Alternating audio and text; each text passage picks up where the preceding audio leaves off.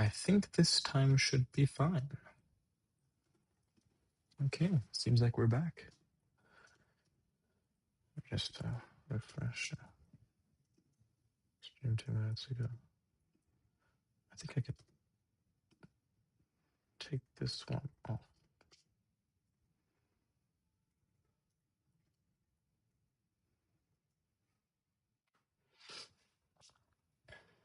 Okay. There we go.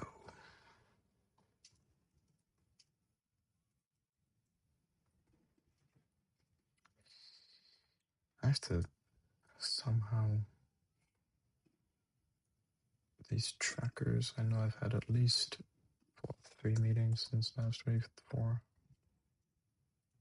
Yeah, I think 4. 4 meetings. Let's be optimistic and easily 10 more deals. Easily. I think I have quite a bit more. I currently have around 10 sitting in my inbox now that I have to look at. Yep.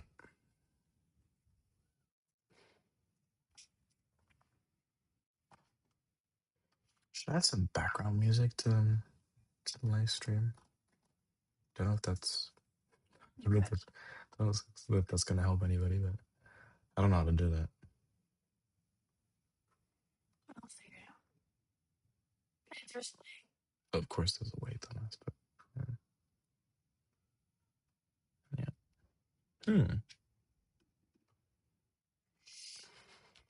Should I lose some time in figuring that out?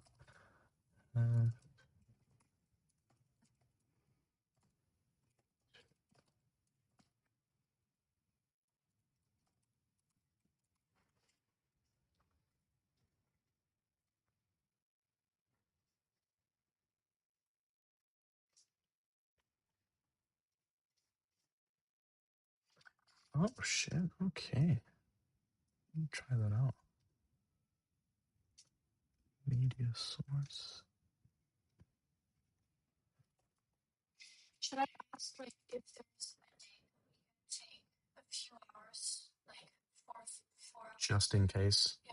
The thing we did, yeah, already asked that.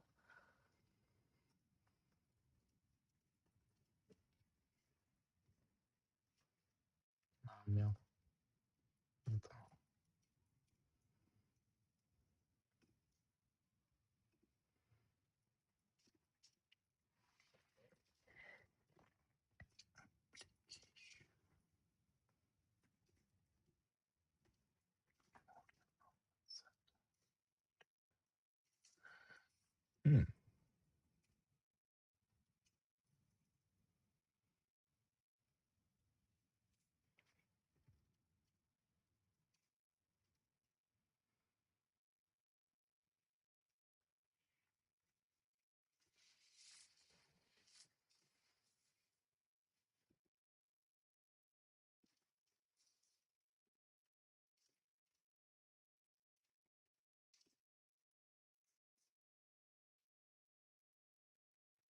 Now if I start playing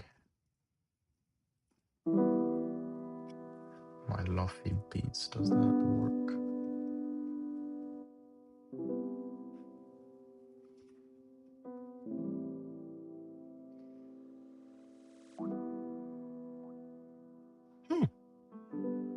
Let me see that. Let me test that out.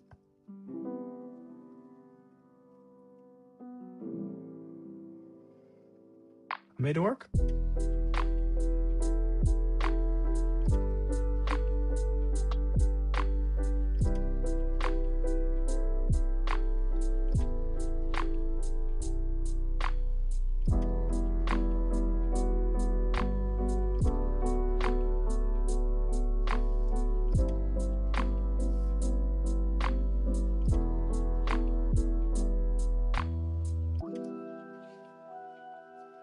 Pretty happy about that. Pretty happy about that. Okay.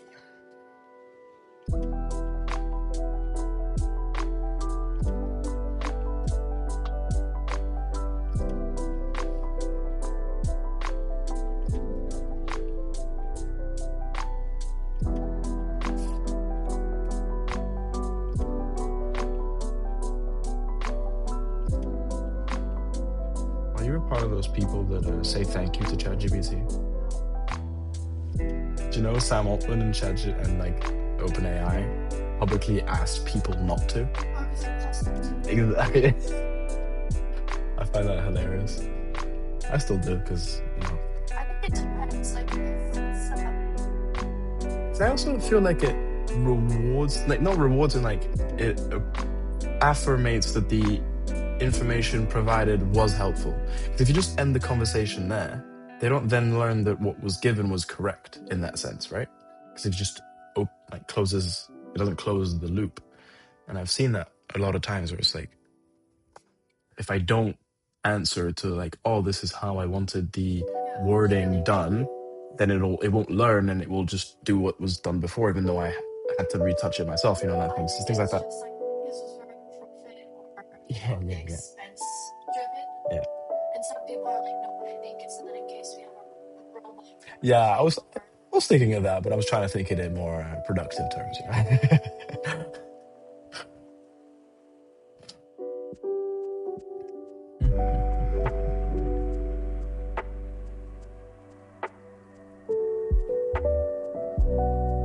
How's my latest post doing? Terrible. Oh my god.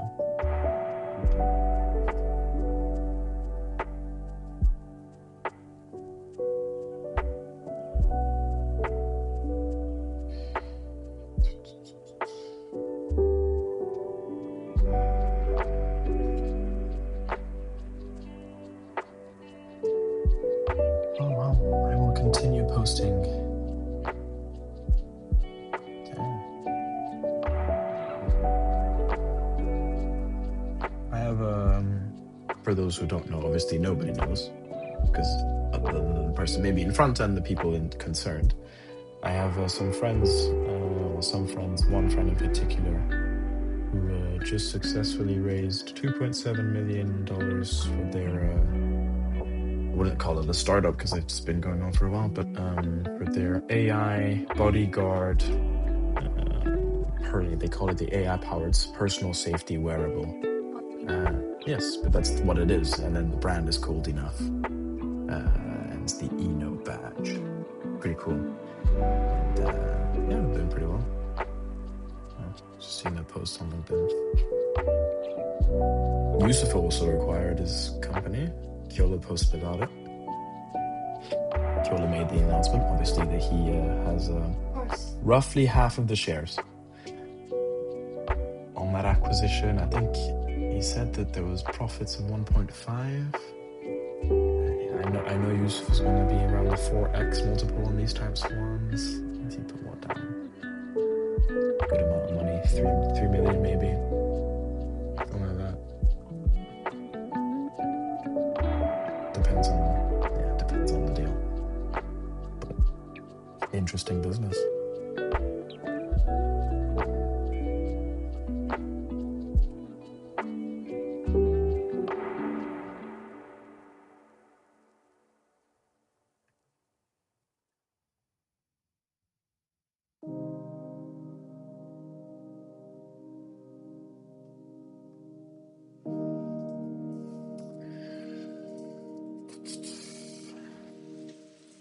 My dad was doing so well posting, and now he stopped.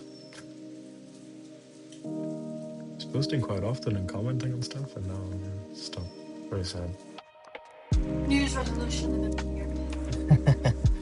The thing is that he realizes that he does, but he also was doing a lot of stuff. I don't know if his life is quite active right now. He should be posting a little bit more about Keymasters, like some teasers and stuff, and yeah, like teasers and stuff. We'll talk to him.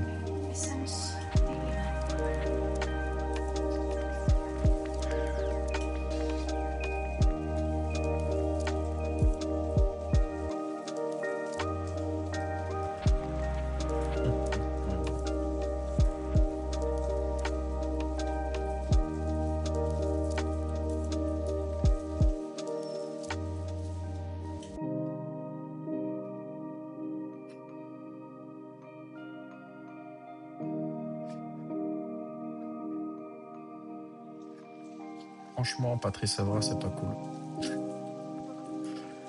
He didn't connect back. Very sad. Very sad. I'll just have to ask his son for his WhatsApp. Whatever. Okay.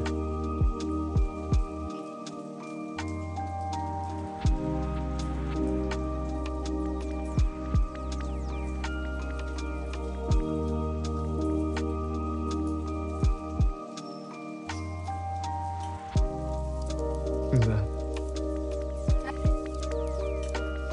I can you can tell with your high. You don't have to say anything else. Okay. Yes. No idea. I hope you're all great. Gotcha.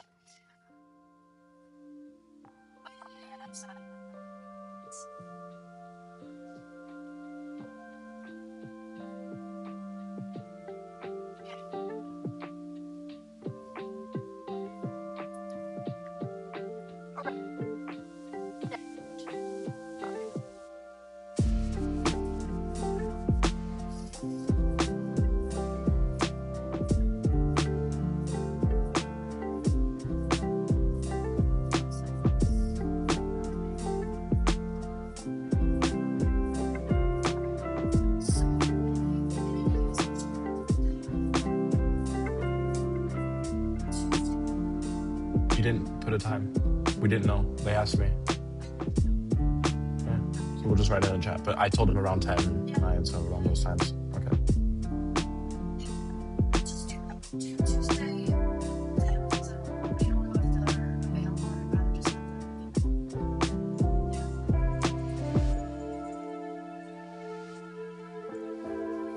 Okay, just forever.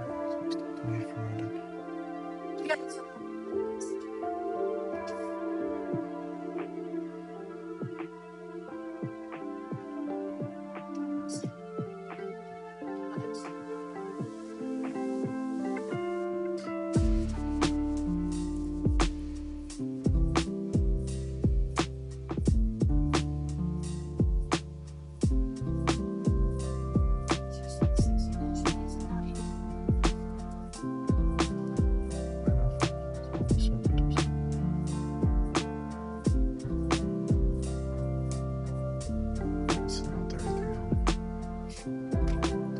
It's because I'm checking.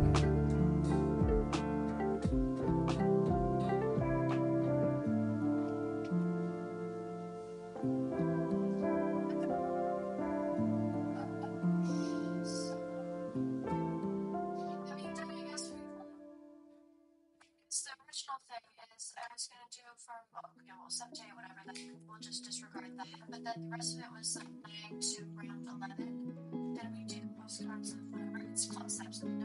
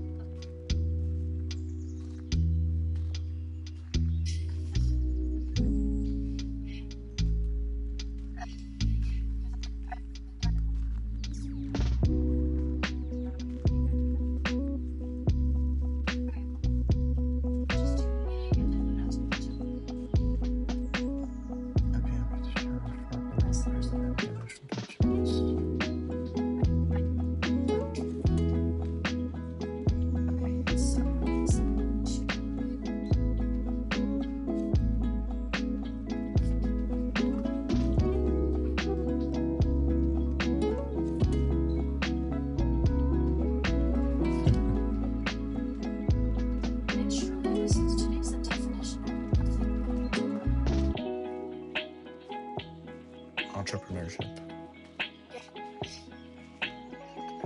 Yeah, I know.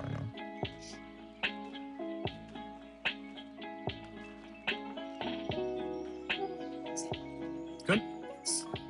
Good. Yeah.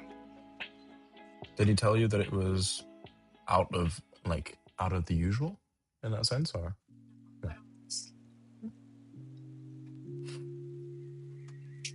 Worst thing that would be in any case is if they didn't have any business, because then they could also just look at you and be like, now, if it's going good and you don't know whether it's from you or not, it's better. Better that way than the other way. Yeah, exactly. I just to some extent, because we're running it with new people, or if people weren't social before we got it, probably also just help a little bit. People do go on social media not to have a place of Of course. Doesn't always it's maybe, or at least influence the decision here and there. It's an extra.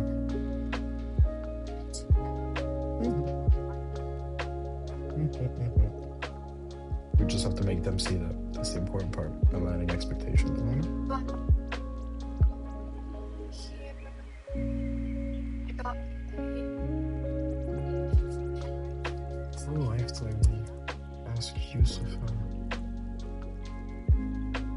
if tomorrow's still on, and the 10th as well. You said the 10th?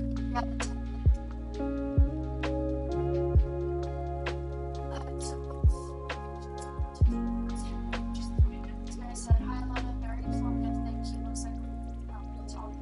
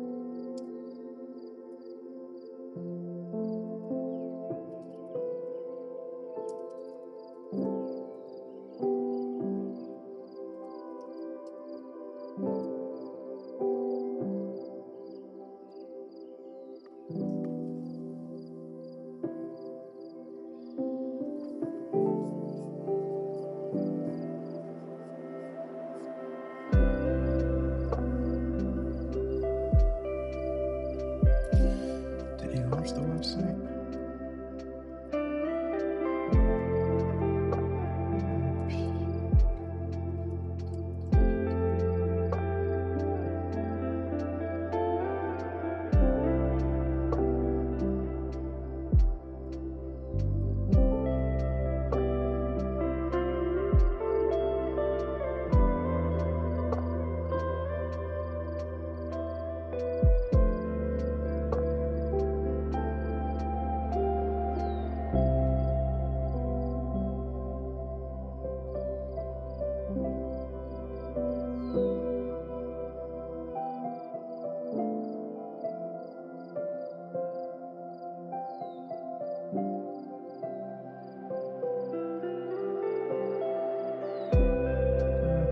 I asked Yusuf.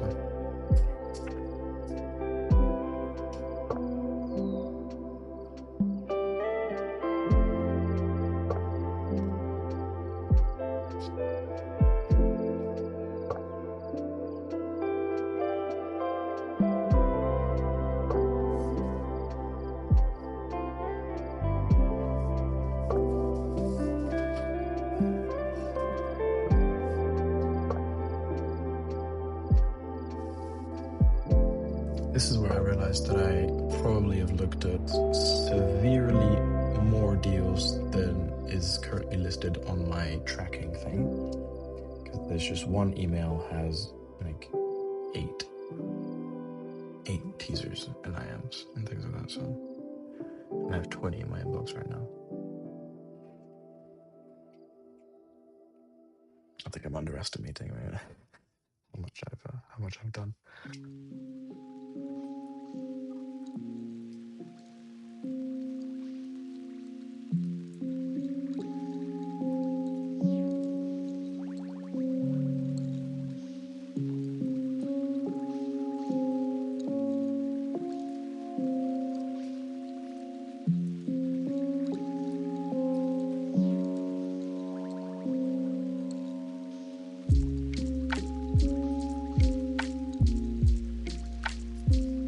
T'as même pas liké mes posts. T'es pas gentil. T'as même pas liké mes posts. Je suis jamais sur LinkedIn, T'es donc pas gentil. C'est pas grave.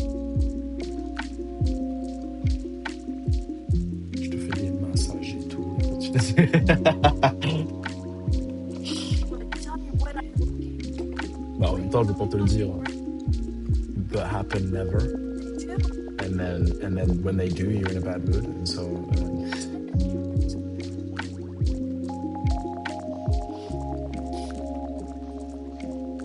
oh. Yes, to tomorrow. Let me confirm. I may be in Dubai. Tomorrow I go see him, but the 10th is maybe cancelled. He has to check. He's going to Dubai, possibly.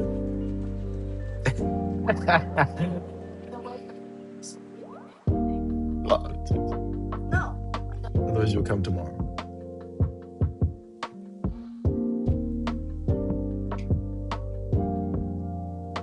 C'est pas bien de dire ça en plus. Là, il peut voir la vidéo, il peut voir que tu crois pas en lui. Hein. En plus, c'est pas bien de dire ça. Il peut voir la vidéo et il va croire que tu penses pas en lui. Tu crois pas en lui, c'est pas bien. En lui, c'est pas bien. So business. Plein de fois qu'on t'a dit, oui, vas-y, on fait ça. Oui. Après, business. Hein. Mais...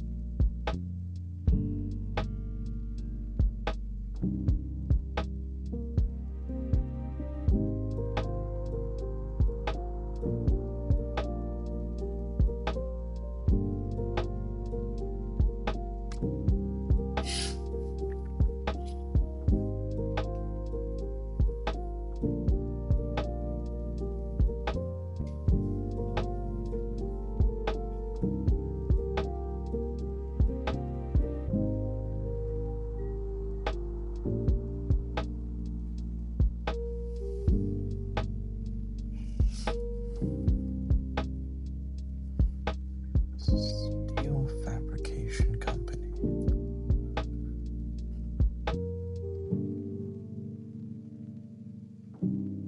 700K in the debtor book.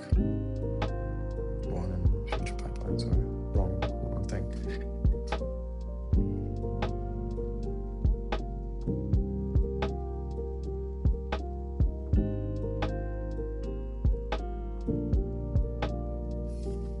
Definitely one more info on this one. It's just a teaser.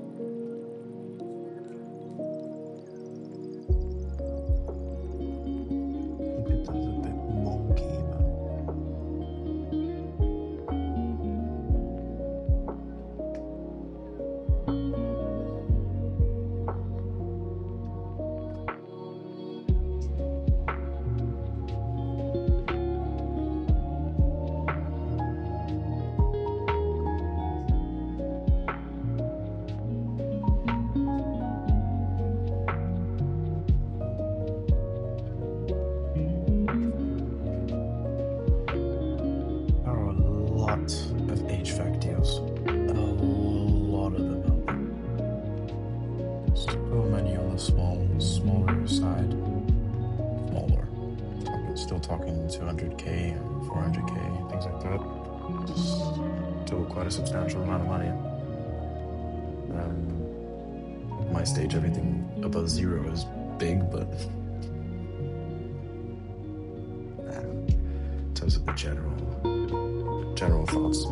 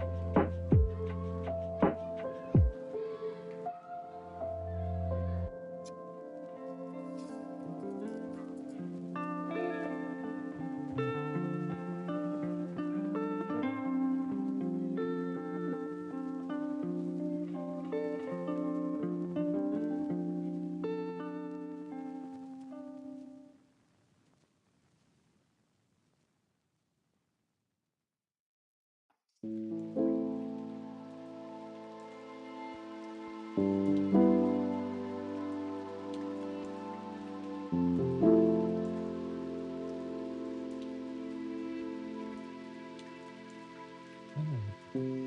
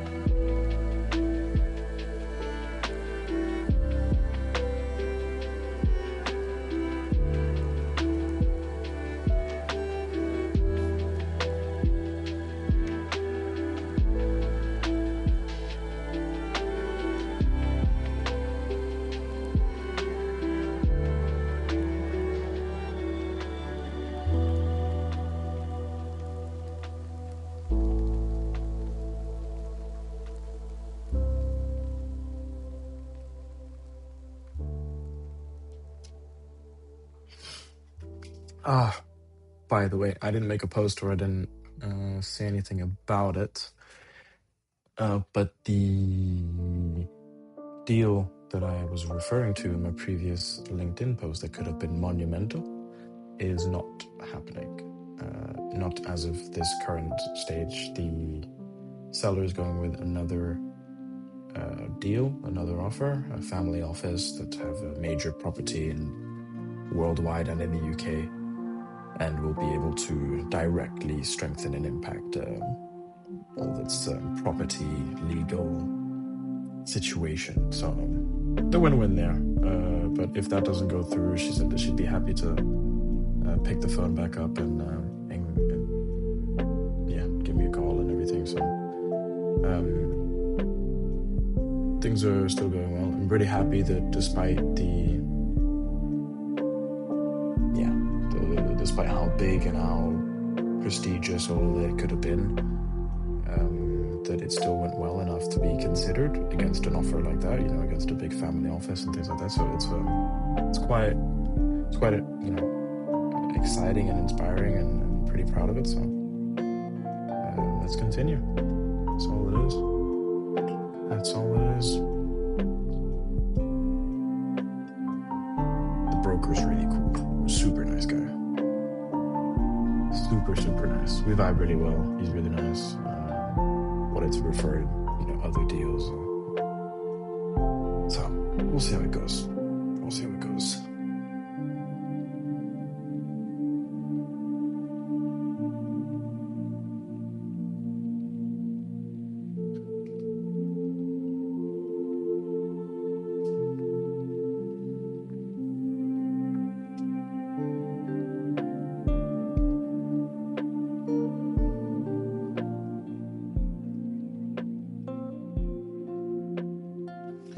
I think for now, I know that Yusuf and other people have advised to look, for bigger deals, things with second-tier management structures and all that, and automation and, real powerful, stable businesses. But, for the first one, it's tough to find that really, really, really stable, good one that has all, the green flags to get the deal through the line. Because I'm not currently living in the UK, which is quite a bit more inconvenient than I could have expected. So it's quite an inconvenience. So I'm thinking of renting a small place over there, somewhere in England.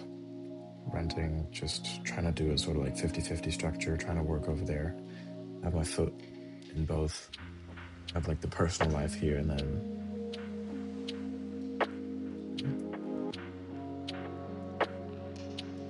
interesting. Okay. Yeah. I may be trying to figure out some way to be registered in the UK, have some skin in the UK, so lenders can take me a bit more seriously in that aspect, and that there's some weight to me having a negative. Apparently PG abroad doesn't really mean much, so we'll see. But I'm guessing those things take time, so it's not a quick fix solution either.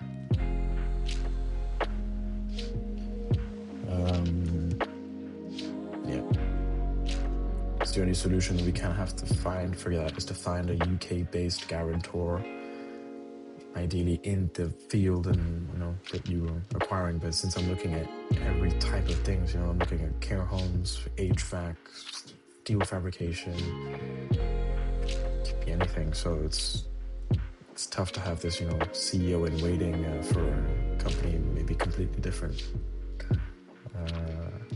that's ready to put a guarantee, risk his sort of money. I think investors or people with wealth tend to prefer just putting money down and capital than the risk of losing it, because it's how they see it. It's not like they're injecting money. If they reach the point where they do have to put the money down, it's not that they'll see a return, it's that money is gone. And it's like, that's the risk, and it's more like of a bet than an investment. the investment is the risk. But I think it's a little psychological difference, because even if the money is the same that you're putting away that could be lost, I think that starting off putting it in, injecting it, putting it aside, you put it as like a kind of investment. But if you're like, I have 250K or so, and I'm putting that, as the guarantee, as collateral to the deal, you tend to want to do that maybe for yourself, maybe not for someone else's deal, business, or anything like that. So it's a little harder to pitch on cold outreaches, whether it's LinkedIn or calls or anything. So it's been quite a struggle. Been quite a struggle for that first deal. So that's what caused a lot of the delays. Could have done a lot more, a lot better. I think that I've learned a lot, but inherently that's still the same issue. It could have been solved if I was living in the UK, so could have gotten that first deal through if I was. So makes you think. But a lot of people on LinkedIn just talk to me, little younger guys. Oh, it's insane to say younger guys when I'm only 23, but younger guys asking, oh yeah, should I move to the UK? Should I move abroad? There's, they're like in Estonia, and some, what was the other one? Anyways, yeah, it's just that the one that today was in Estonia. But these young guys asking for some advice, even though they didn't really ask, I just kind of gave it. That's how I roll.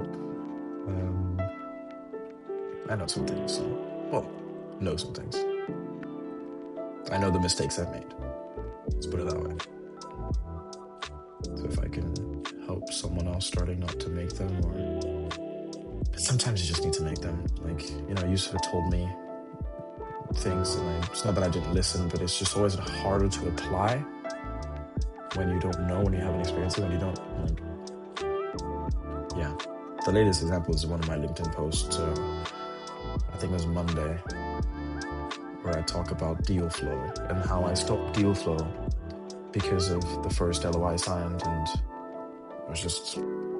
it felt weird going to, knock on other people's doors, and felt insincere. Then have to, hop on a cellular call with the other guys and being like, yeah, I'm doing my very, very best and spending all my days trying to figure out this funding solution and all that. So yeah, and then you have the investors waiting, and they want an update, and you still don't have anything for them. It's just another week of waiting on answers and pitches and this, and they want to, in the end, it's bite me in the ass, because then I lose 9 months of progress, even though it's not really losing it. But I could have done more, maybe another LOI, another deal, maybe even 5, 10, but I completely stopped for 5 months basically.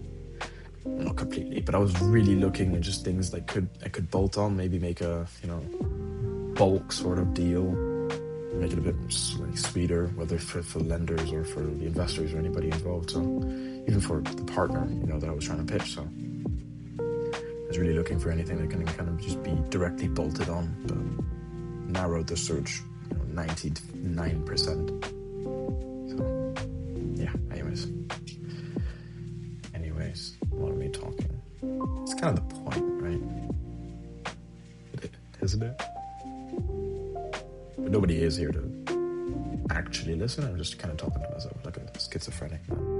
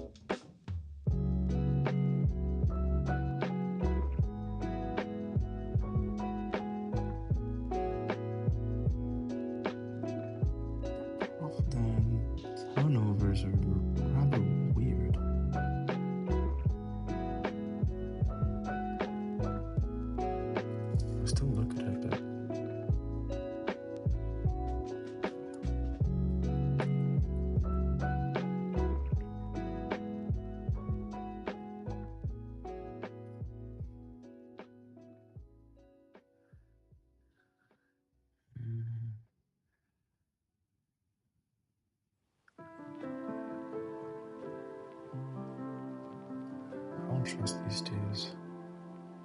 This looks good.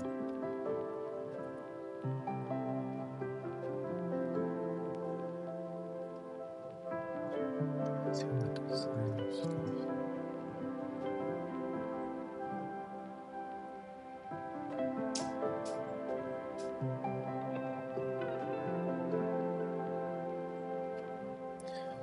Provide reliable streams of ongoing revenue. Be very interesting to compare these two up. That'll actually be very interesting. Okay, these are.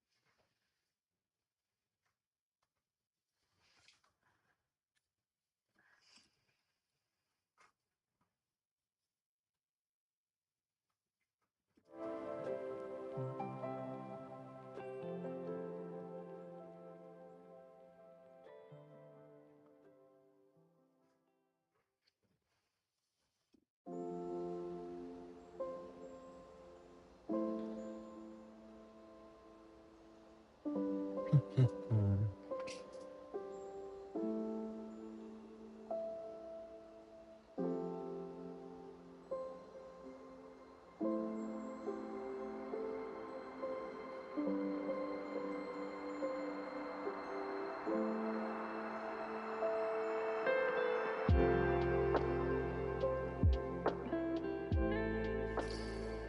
Okay, this sounds a bit too much.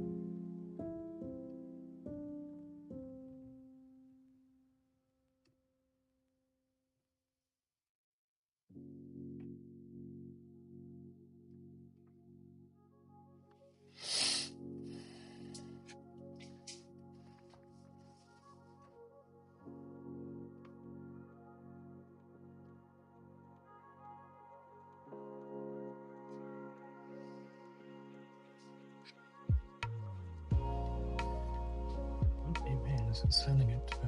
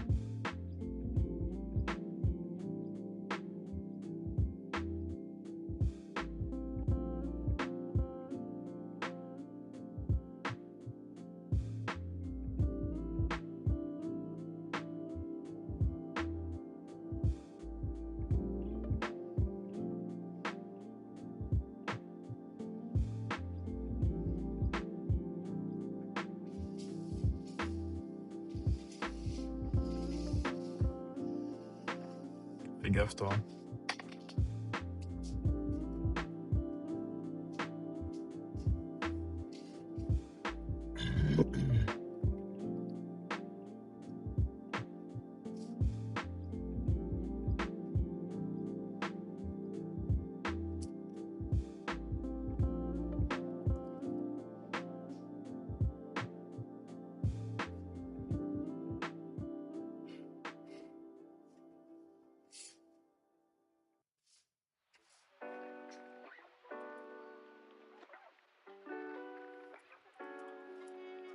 Anyway, I put someone else in that spot.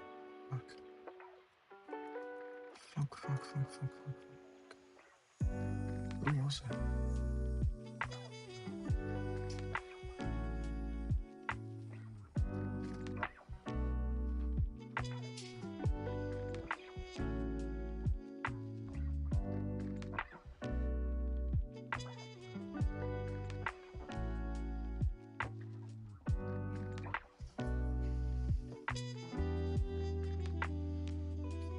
I have no idea. Fuck.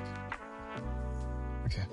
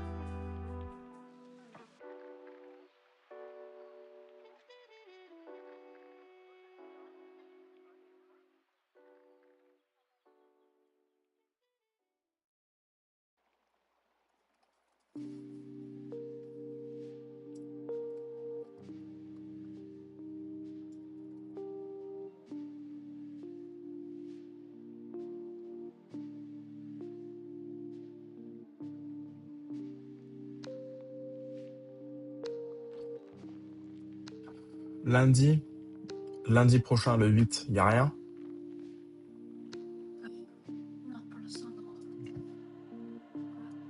Oui, j'ai proposé de rendez-vous. Je me suis dit, je me souviens plus s'il y avait quelque chose. I am available.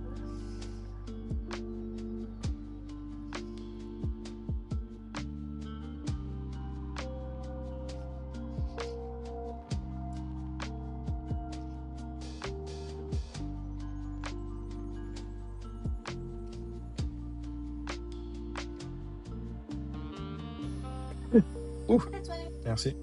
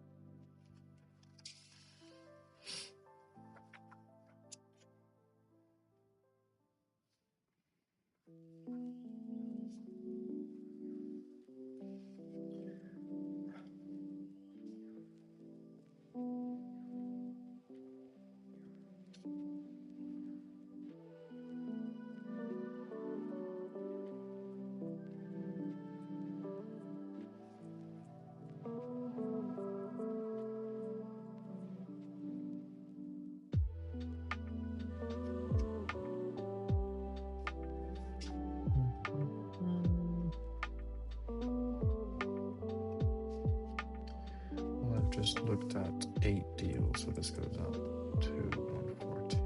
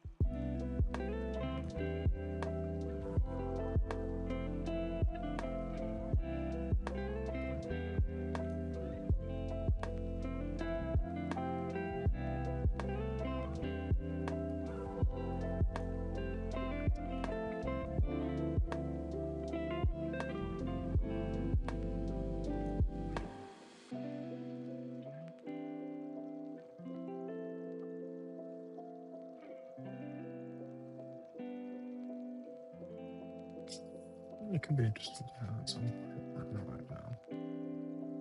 I'll try and keep.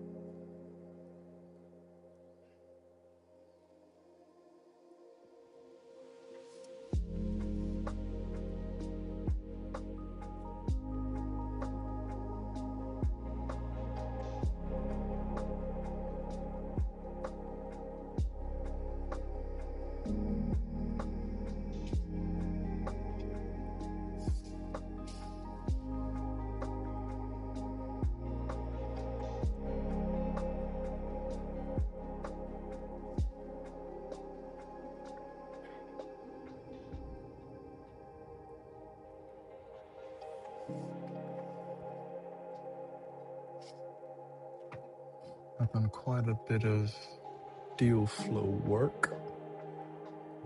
So let me work on making some clips. Making some, talking a little bit. I've been focused on trying to just be productive a little bit. That's kind of what happens when I'm alone on a stream. And nobody's asking questions, obviously, since I'm alone. And I don't expect many people to be here or anybody to be here anytime soon anyways. Yes, let me just hop on LinkedIn and just have some thoughts, reflections. My post is up, doing not terrible. They're the same people liking it, which is cool. It's also kind of being pushed out, but not really.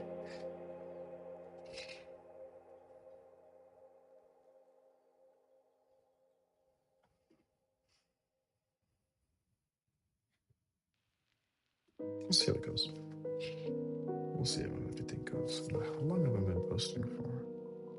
Consistently, probably like 2 or 3 days maximum. It's been what, 2 weeks? Something like that. I'm on my, how many?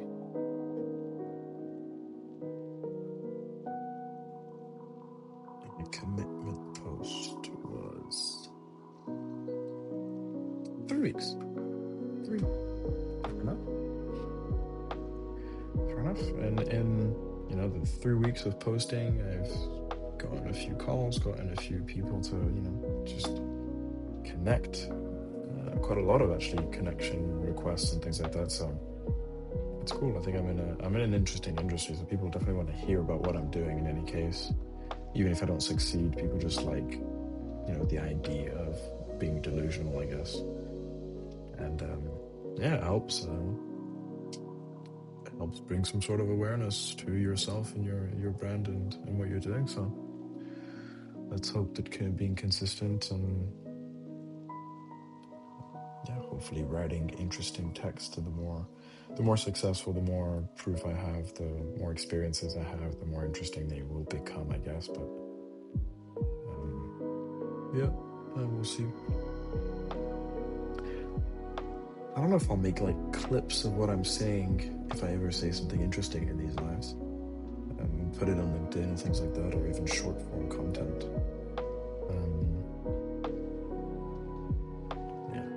Bring some traction to here. I don't know what this could even become. Like, I'm just starting it off right now just for the sake of it, but who knows? If I am consistent and blah blah and I do take it, just whatever. It doesn't cost me much to do this. It's the tripod, my phone, and that I connected onto my computer with a Cameo Studio and onto OBS support. It took me a little bit of time to get it set up, but once it's set up, it's pretty easy. I just stick the camera, check the footage, then I just press start streaming and it starts streaming. So I can just do what I do and work without having to care too much.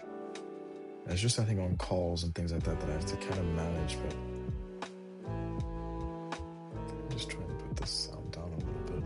It's a bit too much. When I'm talking, it's a bit too much. Anyways. So yeah, I'm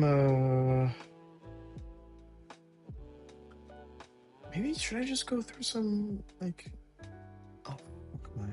my phone my journal summaries is on the phone that's currently filming. This is my work phone, so I really don't have anything on there. No games, no nothing, no distractions. It helps me focus, I guess, when I'm on stream. What did I write in my journal last? My next post is going to be about, after the 2 other lessons that I have to write about. I still haven't written them. I have to write them. I think I'll work on that after. So, the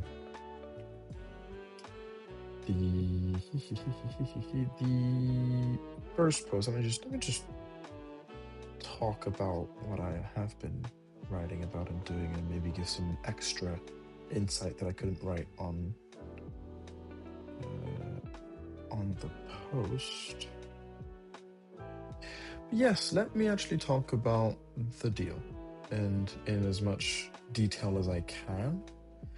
So I have been working on the same deal for 7 months. I made a video about it, actually, the 40, I don't know, 30, 40-minute long video that's on my YouTube channel. It's the one that I kind of put out there. Just, obviously I see Yusuf, I see Oscar, and then people like even this guy called Leonard Holter. If I'm saying his name right. Pretty inspirational stuff. I mean, the guy is 20, really, really killing it, pushing. Crazy guy. Love it. Love the energy. So even people like that putting out cool content. Really, it's cool. It's good. It's entertaining to watch. And I don't know. I don't have that thing in me that makes me want to go out, film myself in different places, get B-roll this, make it interesting, learn how to edit, cut, learn a whole software program to do so. I'm also very, very bad at everything that's design. So I actually can't visualize. This is actually something that I learned recently, well, as in like a year ago. This thing called aphantasia, where I cannot visualize anything. So if I were to ask you on the scale of 1 to 5, I know you're listening. Can you hear me? You took out your AirPod. Oh my god. Why? Wow. Even though you hear me talk all like about this all day. Oh wow, that happens. Well, log out mentally then when I talk, when I sing, when I sing and have this amazing voice, just log out. It's not that hard. My god. Instead of complaining all the time. Anyways. Killed me in my flow because your eyes were staring at me. I was like, whoa.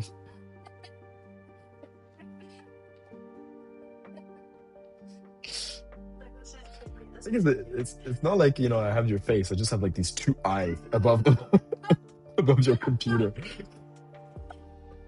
I don't know if you were zoning out, if you were listening, but it's like it was weird. I had to talk about that. I had to point that out. Anyways, so I would say that, yeah. Other than your eyes being creepy, I was saying that I have something called aphantasia. Well, I don't know. You can't really be diagnosed with it, I guess. I don't know if it's a real medical term. I think it was, but not too long ago, like 20 years ago, 30 years ago. Where they discovered that certain people cannot actually print out images in their mind. And, you kind of never really... People that have it don't realize that they have it because they just hear other people, like visualize this, and they think it as like a sort of like a metaphor or like a way of seeing things, but it's like, no, we just can't. So the example I was going to give is certain people will have different, there's like this like scale of aphantasia or visualization abilities, if we can call it that. So if I were to tell you on a scale of 1 to 5, 5 is you see this apple. If I tell you to imagine this apple, you see this apple, you can nearly taste it, the redness of it or whatever. You can see it. It's right there. You can grab it, or however you visualize that thing. The 5 is really like super vivid, like it's there. 3 is all you can kind of outline the colors and the tree that it's hanging on. And then like 1 is, I can kind of sometimes like print it out, but there's not really much going on. I'm like the 0 to 1 kind of thing. It's like sometimes I can kind of get an image very, very briefly, but even closing my eyes, I just see black. I don't see anything. So that was always quite weird because my other business partner previously, Leon, who's super visual, when he always talked about, seeing this and seeing the cars and seeing the big, the the castle and all that, and all the cars that will be there, and the huge motocross thing that we were gonna make, and all that. And it's like you can visualize and you can like live it and be there. And I thought it was all metaphoric again. And then I learned about this thing, and I learned that people can actually see things, like genuinely see things. And that was mind-boggling. I was like obsessed with the idea. And I also started to realize it because I had a few therapy lessons as well, like a year ago or a year and a half ago. And she talked about, because her thing was like kind of hypnosis, in a way, not really hypnosis, but it was a different kind of hypnosis, where she would try and take you back to certain places. So I remember this exercise that was try and, it was on a video call. So she was in France and I was lying in my bed, and you had to lie in your bed, and she would like take you on this journey. And on this journey, she's like, yeah, visualize this, try and see where you would be the safest, and visualize the colors, and try and taste what you taste, and smell what's around, and try and describe the image. And I'd be very, very, very, very brief, and I could see that it wasn't what she was expecting. And so I'd be just like, yeah, I feel like the most comfortable place is my grandma's place in Guadeloupe. I haven't been back in a while. I don't really know what it smells like. I can't really describe it. I see like beige, orange. Oh, it's a bit too. It's too white. It's just that it got dark. Okay, in like 2 hours. I'm not very white. Then turn it in color. Come on, it's moving. Tu me ruines mon truc. Tu veux mourir? Non, mon flow. C'est la deuxième fois que tu ruines mon flow comme ça. Mais t'arrives pas le dessin? C'est bon. Ok, c'est comme ça que ça n'a aucune différence. Ok, bon.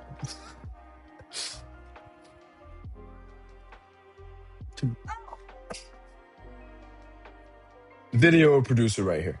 Video producer behind the camera right there. Just screwing up my content. How dare you?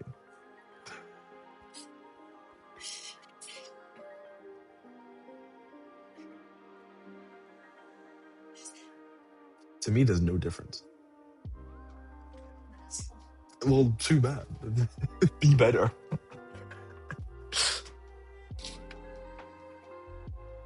Thank you.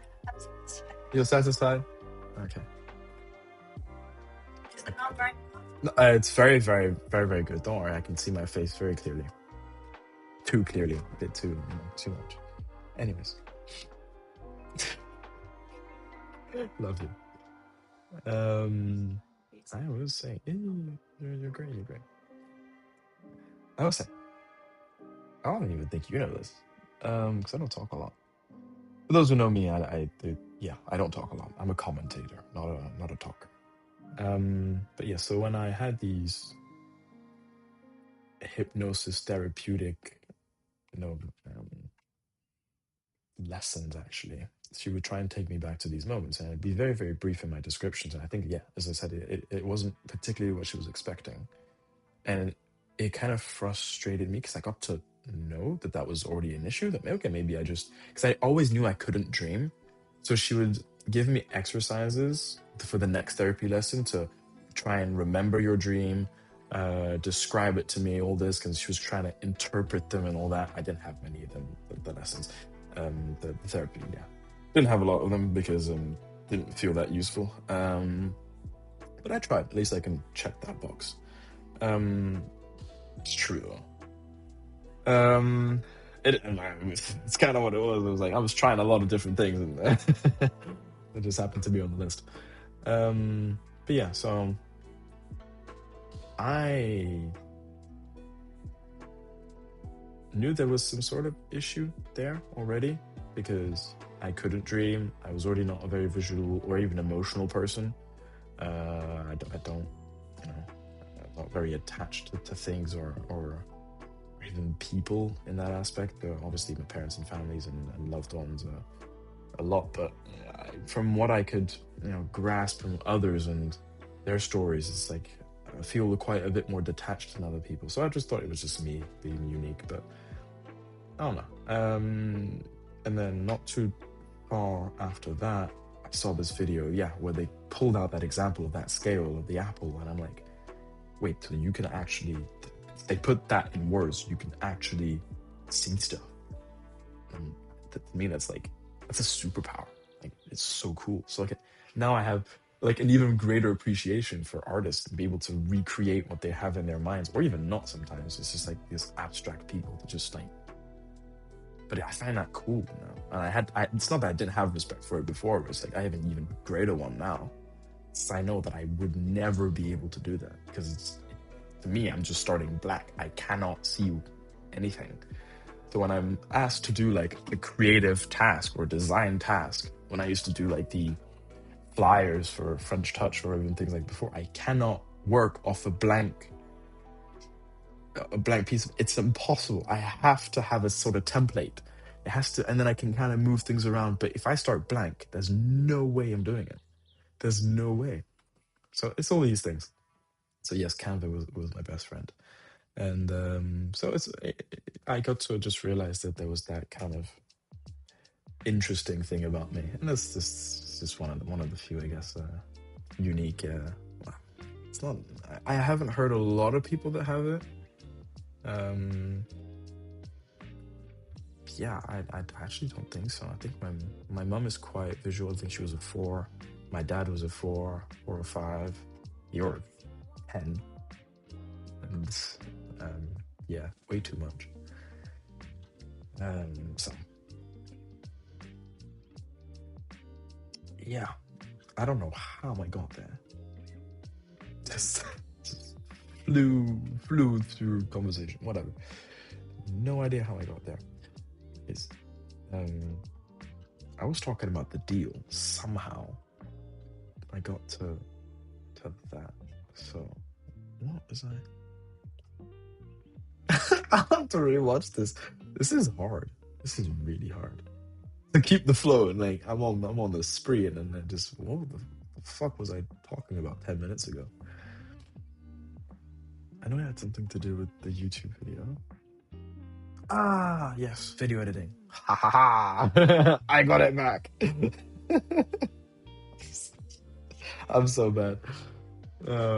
But yeah, so the whole video editing thing is like, I know it was going to be 10 times harder, and not obviously it is in the end an excuse. You can brute force your way to it, but I would spend so much time trying to make it look good and perfect. And I even found stuff like templates, and I was trying to import files there, and then have the templates do the edits, and then import those. And it was like a mess. I tried so many different things to try and just make my clips look fine, or make it somewhat interesting, but it's just not my thing. And so I just kind of just try to reflect on what I could do, what sort of content I could do, because content's important. If you don't have, I'm not Warren Buffett. I don't have 60 years of experience in investing and buying companies and all that. So I need to put my name out there differently, and it's quite loud. Yeah, because it's directly in here. At least from the audio input capture, it goes way above, like it goes into the orange when I speak quite loud. But I try and put some intonations, but yeah. It's hard not having a conversation. Yeah, but you can give a bit more of it. I agree.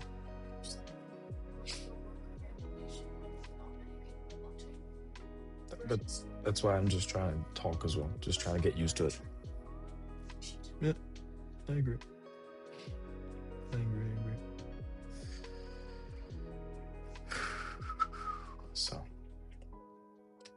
So, actually, Alana had the idea of streaming. Just like she just put it out there because she was getting mad at me for not doing stuff. And yeah, and so I was like, hey, what can I do whilst I'm waiting for all these answers? And obviously there's always something to do, right? And so she just, yeah, you could stream, with her little angry voice. and or something like that. She just put out an idea and say, yeah, but I don't think it could work. I mean, quite sensitive content, and so I can't really talk about 90% of the details of what I'm going through in the present moment. Um, I mean, it's pretty like, why would somebody tune into it? Like, why would you click on watch a guy work for hours and hours? Obviously, you can ask questions and things like that, but like, why? But you know what?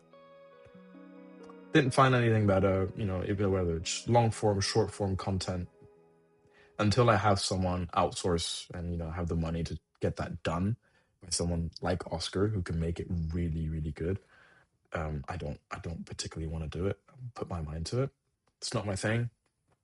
So if I can just put out some sort of content, some sort of image of me out there, whether it's an investor that's looking, wants to see how I think, how I work, how I reflect, how I how I approach certain things, and this is as authentic as I can be, obviously, because I mean it's still a face. You're not there in front of me interacting in my daily life. You're not my girlfriend, so I'm not gonna, you know, as Alex Hormozy said, being authentic is being as close as you were if you had no consequences to your actions.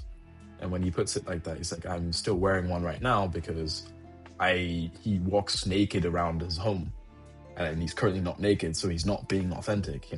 So it's all that thing where it's like there is always some sort of barrier, but I want to make that barrier as low as possible, and having a lot of time where you can see me actually not put in the work, because you can't really see what I'm doing. I can't show you my screen either, because one misclick and I'm sued. So so it could not could not happen like that. So you just have to trust me. But Alana annoys me enough to she has apparently her favorite mirror, so she can see what I'm doing. Yeah. So the idea of streaming is just getting content out there, getting some sort of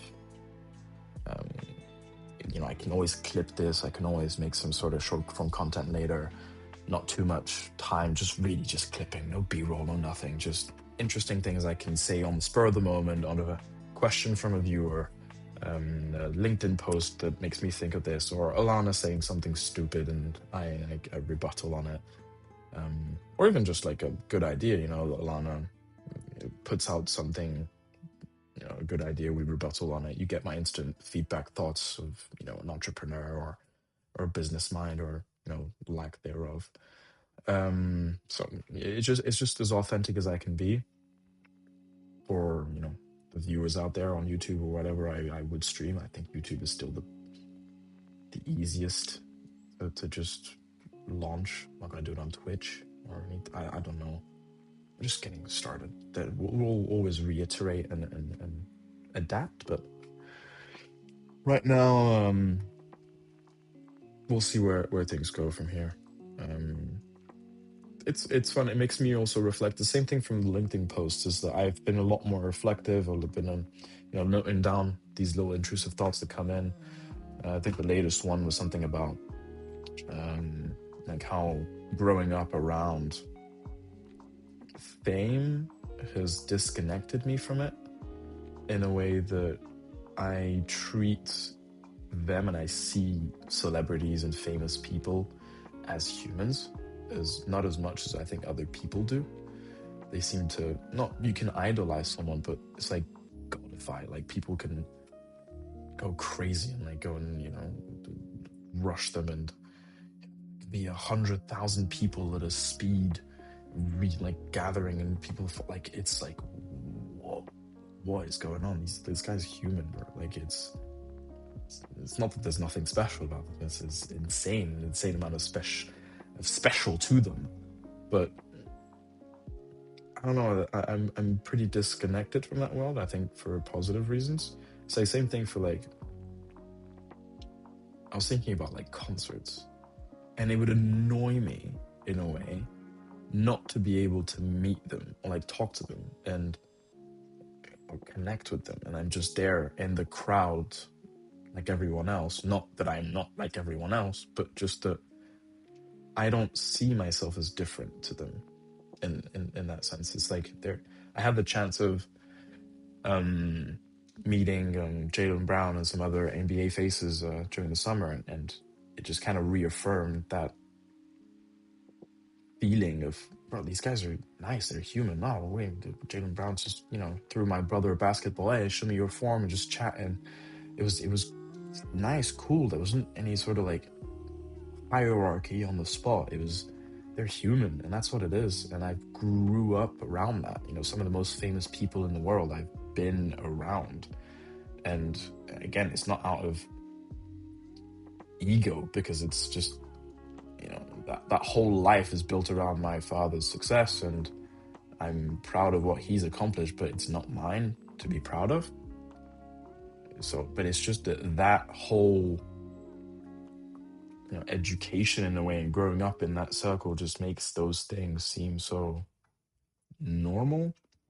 And so why would I put myself at a different, footing as them? And I think that gives me the confidence to talk to anybody, to really just be comfortable in any scenario. And I think that that's what certain people see and appreciate in a way, because I treat them as humans. I think that from what I get from, I think Ilana and I were talking about it, like the Emma Watson, sorry, about how she hated being, or not hated, but that it was very inconvenient sometimes that she was recognized as Hermione, or be, celebrated as this idol and this, not human, and treated differently because of it. And it was just refreshing when she went on a date and the person didn't know who she was, and things like that. So it's I think that these types of people, high net worth individuals, celebrities, want to connect on a higher level than their profession. They want to be known for something that's just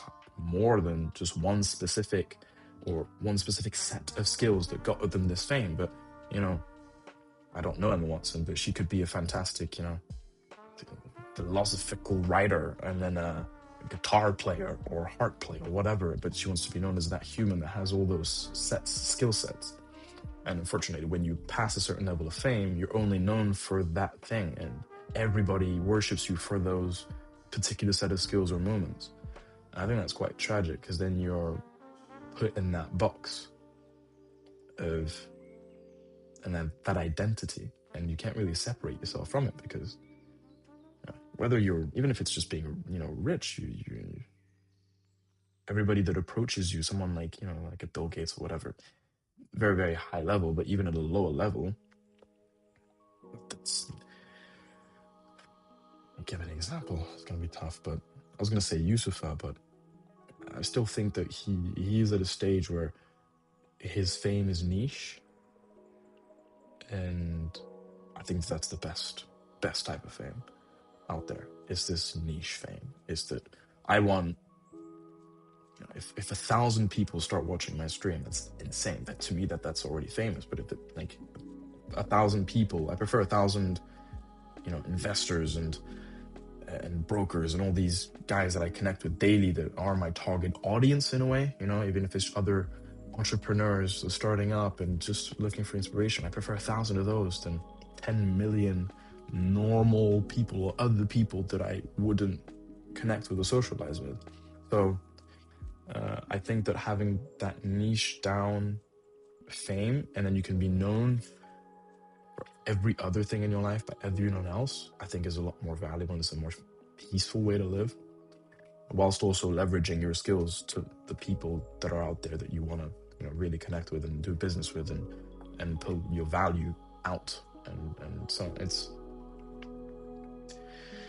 just these like sort of little reflections that I wouldn't have if I wasn't thinking about then posting it, writing it down, journaling it. I think that one of the most valuable things that I've learned to do this, past few weeks,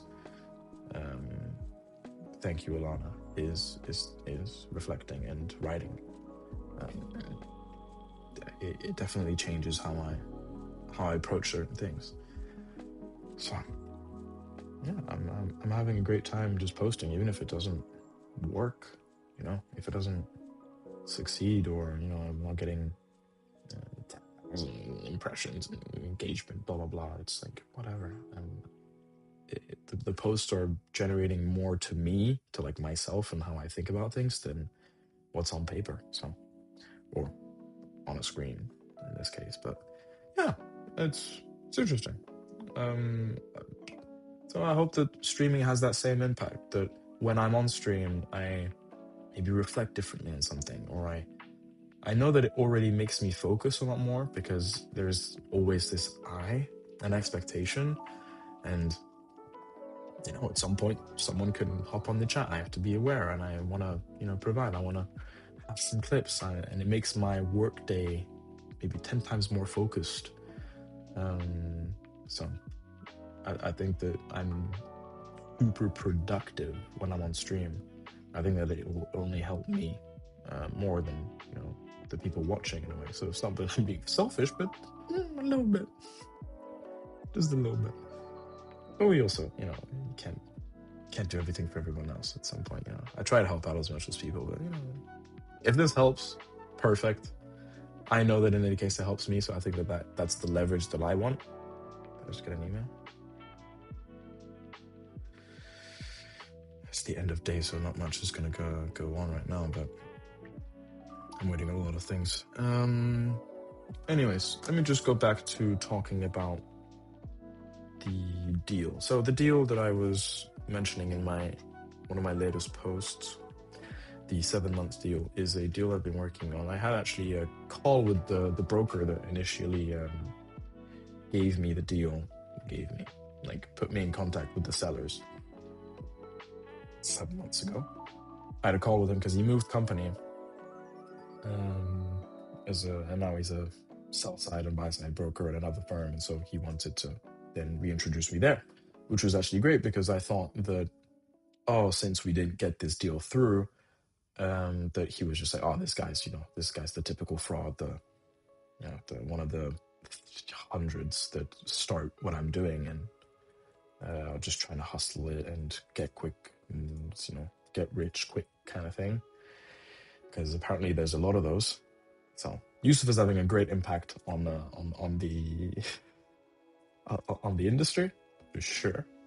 But I think that there's also a lot of smaller and just determined people that just want to get into it, that are just flooding some broker inboxes.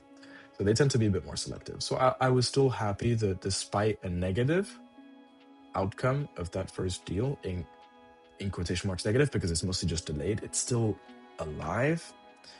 But I wouldn't count on it. And I'm back to deal sourcing. I'm back to looking at other deals.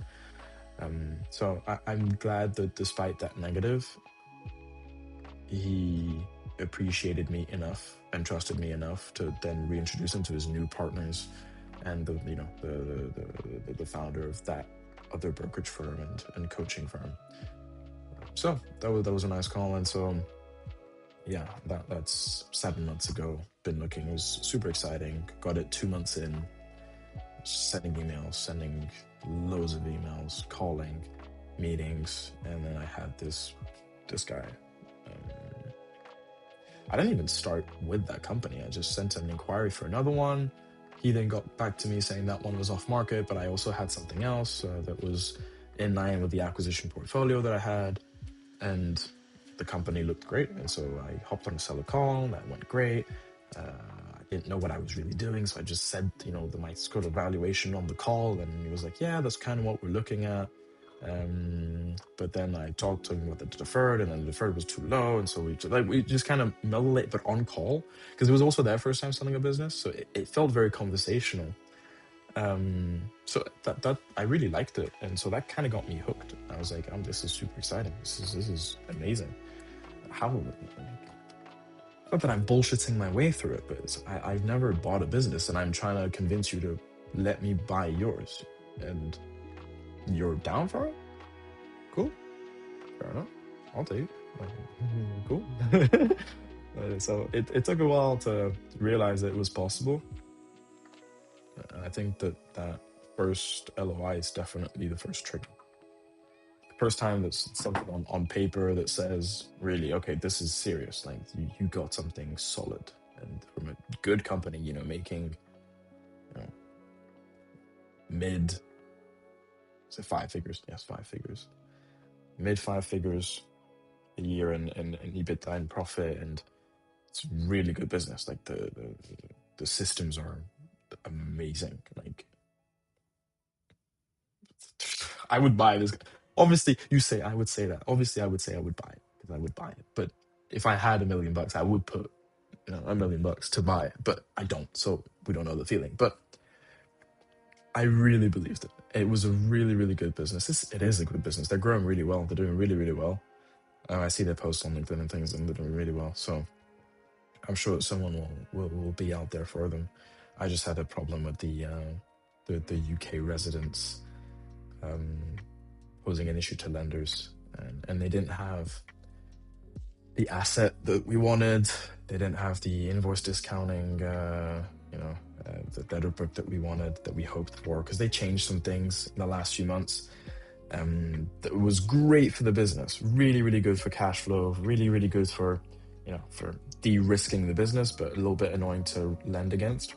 And so all the other lending options were a bit more complicated, the fact that we weren't a UK resident. So things like that.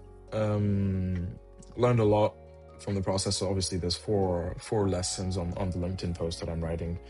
There's 2 of them out already. I think the next one is going to come out on Friday and the next one on Sunday. So stay tuned for that. But in any case, just a lot of lessons throughout. I've had even just with that limited experience, I've been able to hop on calls with some people that are all older, younger, different from all around the world, just asking about my experience, my failures and my mistakes and what I could do and what I would do. And I think that if I can help someone in any way with the mistakes that I've made, or I wouldn't really call them mistakes, but things I would do differently, I think that's amazing. With what I have already, 9 months of work and of no results, to be able to still help somebody, I think that's fantastic. It's amazing, and I was super proud of those calls, and I think that's a big highlight as well from the past 9 months. It's just people are interested in what you're doing, and people believe in you despite no results again.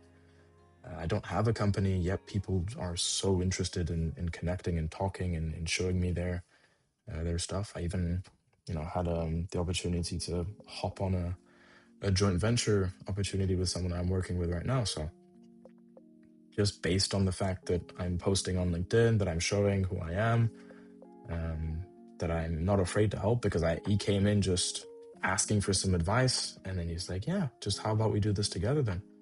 So no matter who you talk to, no matter what stage, just I'm always just help them out. Don't expect anything. It's just how I work a little bit, and yeah, it seems to be going well. So actually, we'll talk about that one. That one's it's in the healthcare industry, if I can say it very broadly. It's in the healthcare industry. Very, very good business, considering the space it's in.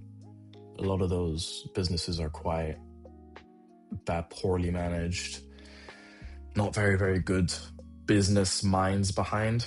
And that one is running really well. The seller is very, very realistic. So my to-be business partner, or business partner, we can already call ourselves that, a guy called Las, brought the opportunity to me to join on this joint venture. I obviously had a bit of experience failing or learning. I like to call it failing. I don't mind calling it failing. I embrace it. I want to fail. Now, if there's a moment to fail and make all the mistakes, it's definitely now. I'm starting early for those reasons. I had the opportunity to do so before him. He started 2 months ago now, got an NOI similar to me, excited. So if I can just try and give some guidance there. I obviously also had, quite a bit of connection. But yeah, so that's just been I'd say the realization that even with 9 months of no result, there is still a lot learnt and a lot done, and it's not for nothing.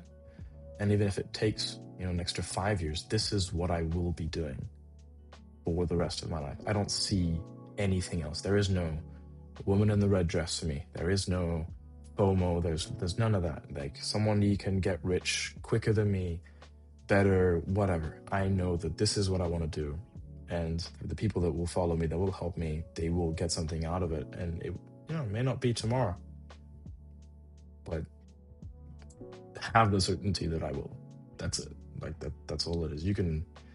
I've had the people that doubt me, my previous business partners, were very actually concerned, more than just doubted. They just were concerned. It was like, obviously, I introduced the idea as, sorry, I'm stopping being responsible here at a great company making a substantial amount of money, handing in my shares. Oh, I want to buy companies in the UK now. It's not the greatest, most realistic. Too bad.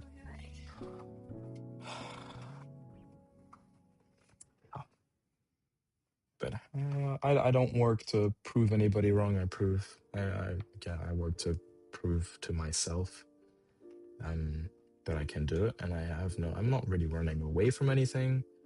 I'm just running to this goal. I have no fear. I have no. Yeah, I'm comfortable with my life. We have an amazing life. Alana doesn't believe that, but I think it's true. No, you don't believe so. You don't believe so. I get it, but we have an amazing life. We have a amazing little studio apartment in outskirts of Copenhagen, 15-minute bike away, 20-minute bike away from the city center.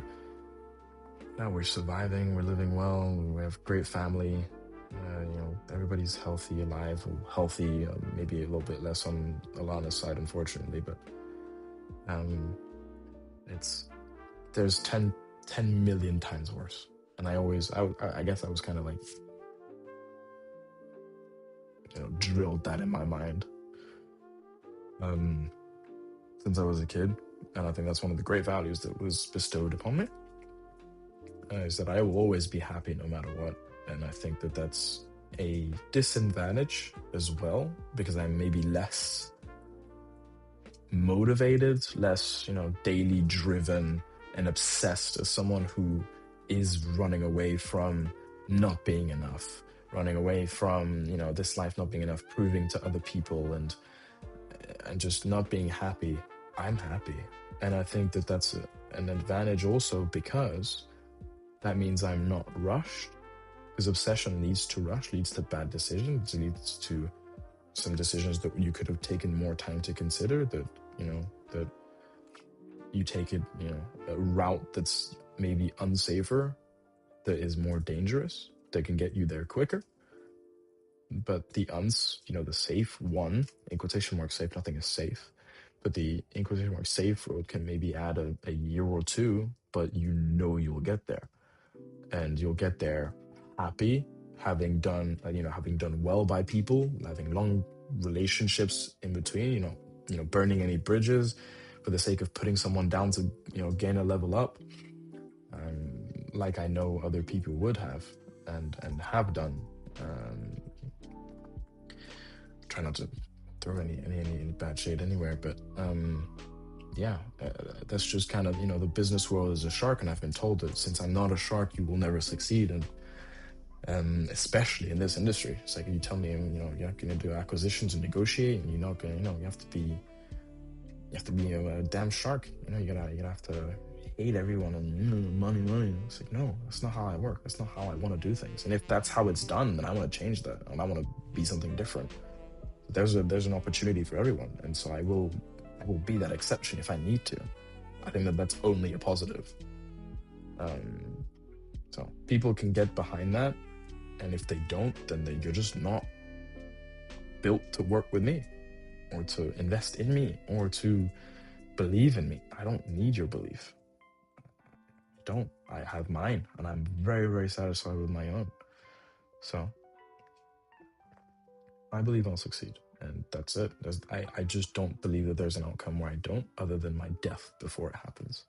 I won't give up. There's no giving up. Why would I? It's like, if I need to find an internship and then a job position and then another sort of brokerage firm to get to learn a bit more, to just have a set foot in the UK, I'll take whatever route, but it will take me there. It will take me to what I'm doing today. This is a destination. Like, it's not even a journey. It's I will reach there, and it's just a question of time. I have no doubt about it. I don't see a world, and the same thing for Alana. She doesn't see a world where she doesn't succeed in her own industry and her thing. And I think that's just being an entrepreneur as well. I take it a bit further because I just live life as well. It's like, I know it's going to happen, so why am I going to rush today? Now, obviously, I'm still going to answer the email. I'm still going to do everything I can whenever I can. But, I can take my Sunday and take it chill, and this woman can't. So,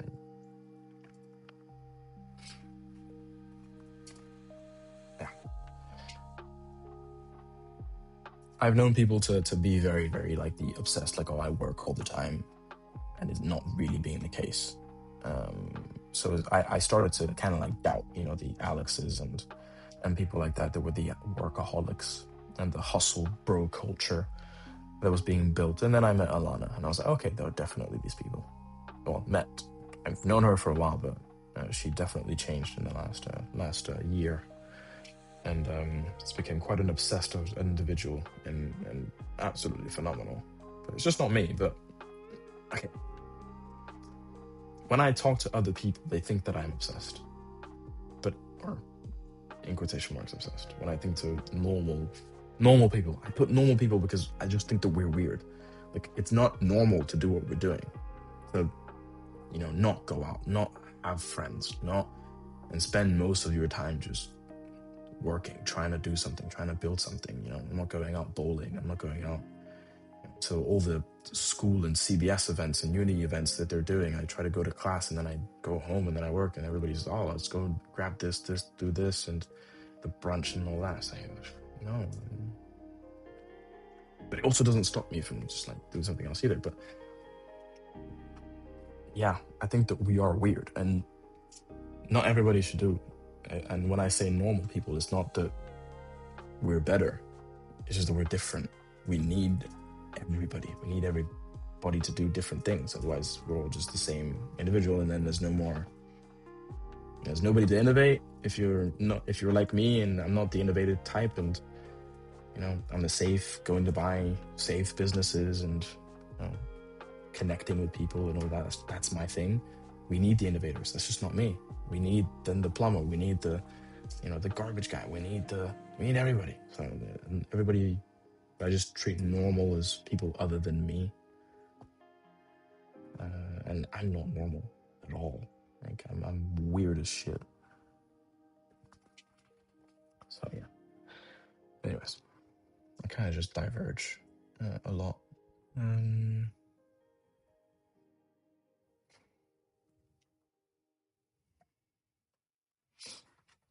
I do think that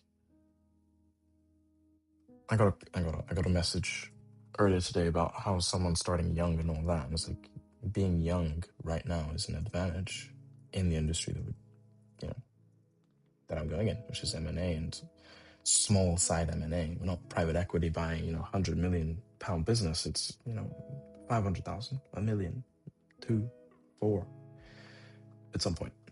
Right now we're starting with the lower side, but hopefully that works out. So yeah, I think it's an advantage. The company that we're looking at right now, the healthcare space, I was just talk about that. They're quite a good business. Been active for 20 or so years. Where it's a freehold deal, which means that there's the property included in the deal. and they basically treat it as if it's really just an asset of the business. So they don't, because typically when a company wants to sell their business and the property, they take it as two separate things and just kind of add them up. So they would say, yeah, my business makes £1 million in earnings. I would do a 4x multiple on that.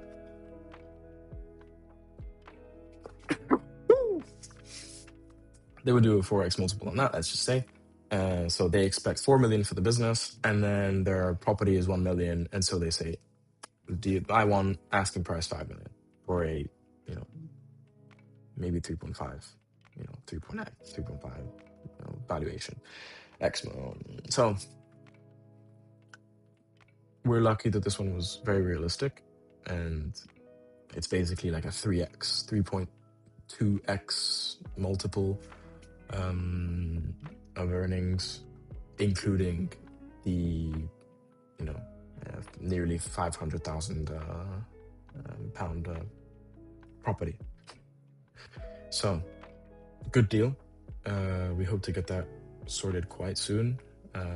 The issues with that industry is that you can't really do invoice discounting, from what I gathered, because it's councils that owe money and governments and things like that. And the clients aren't private clients, so it's a little bit more complicated to raise in that aspect. But we can raise against the property, which should be around 70% of that.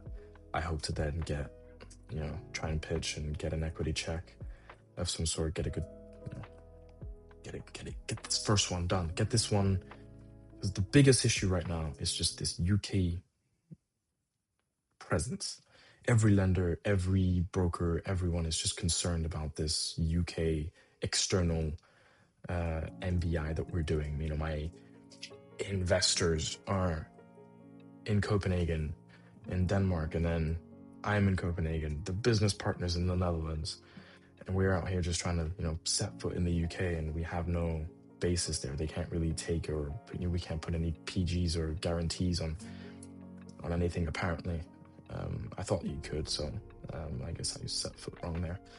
But so hopefully this one is the first one to kind of just like a stepping stone. I think it's an easier business to acquire. It's on the low side. We're not buying a £5 million business. I think it's the perfect threshold of not too small, where it's too hands-on, too risky, and it's been running well for the past decade or so. Doesn't have the most insane capacity. We can't, it's not like we can increase production like if it was a manufacturing business and hire, and it is what it is. It won't grow all that much more, but we'll just do bolt-ons. So we'll have to figure the rest out. This is really just like the stepping stone. Once we have this business, now we have UK presence. I have, the holding company is actually an actual active holding company that has a registered address there. It does have it now because it's a virtual office. We'll have to figure that whole structure out, but it has a bank there. I'll have some business going on in the UK that I can then sort of leverage for any other deal. So that's kind of the focus in mind. Obviously, we will be focusing a lot of the time to build that group first. So 4, 5, 6 acquisitions, hopefully in the year, because they are smaller deals. So I think that you could easily get 2 or 3 a year on the safe side-ish. I hope, at least. So for that, and then I open another group in another industry that I want to tackle a bit more, like HVAC, like manufacturing, like B2B services. But for now, those industries are a bit more complicated to come in as a completely external MBI, a management buy-in, because other than if you find a really good freehold deal with significant assets, and you can get a really clear, easy funding structure on a secured lending, then it's going to be really, really hard to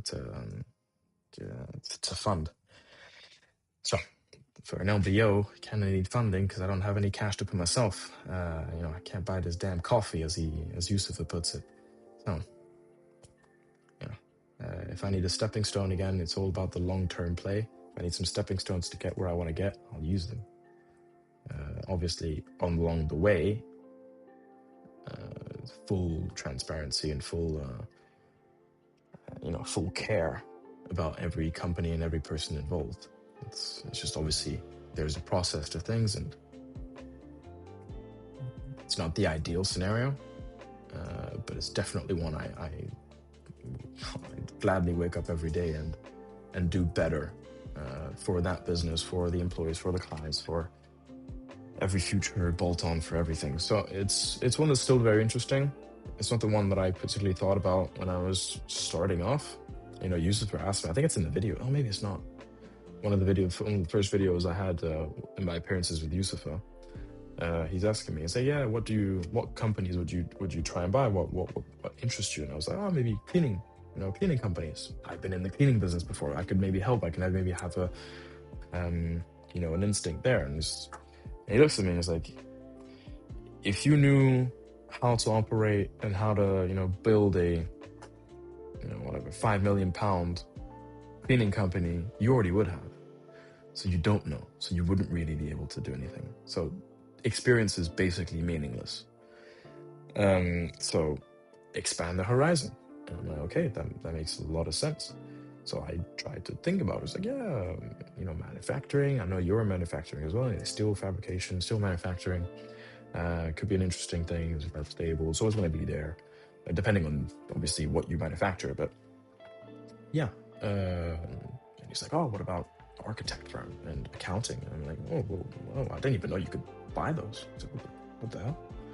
So he was like, yeah, I'm up for anything as long as it's a good fucking deal. Like if it's a good deal, the seller's realistic, staying on for a good transition.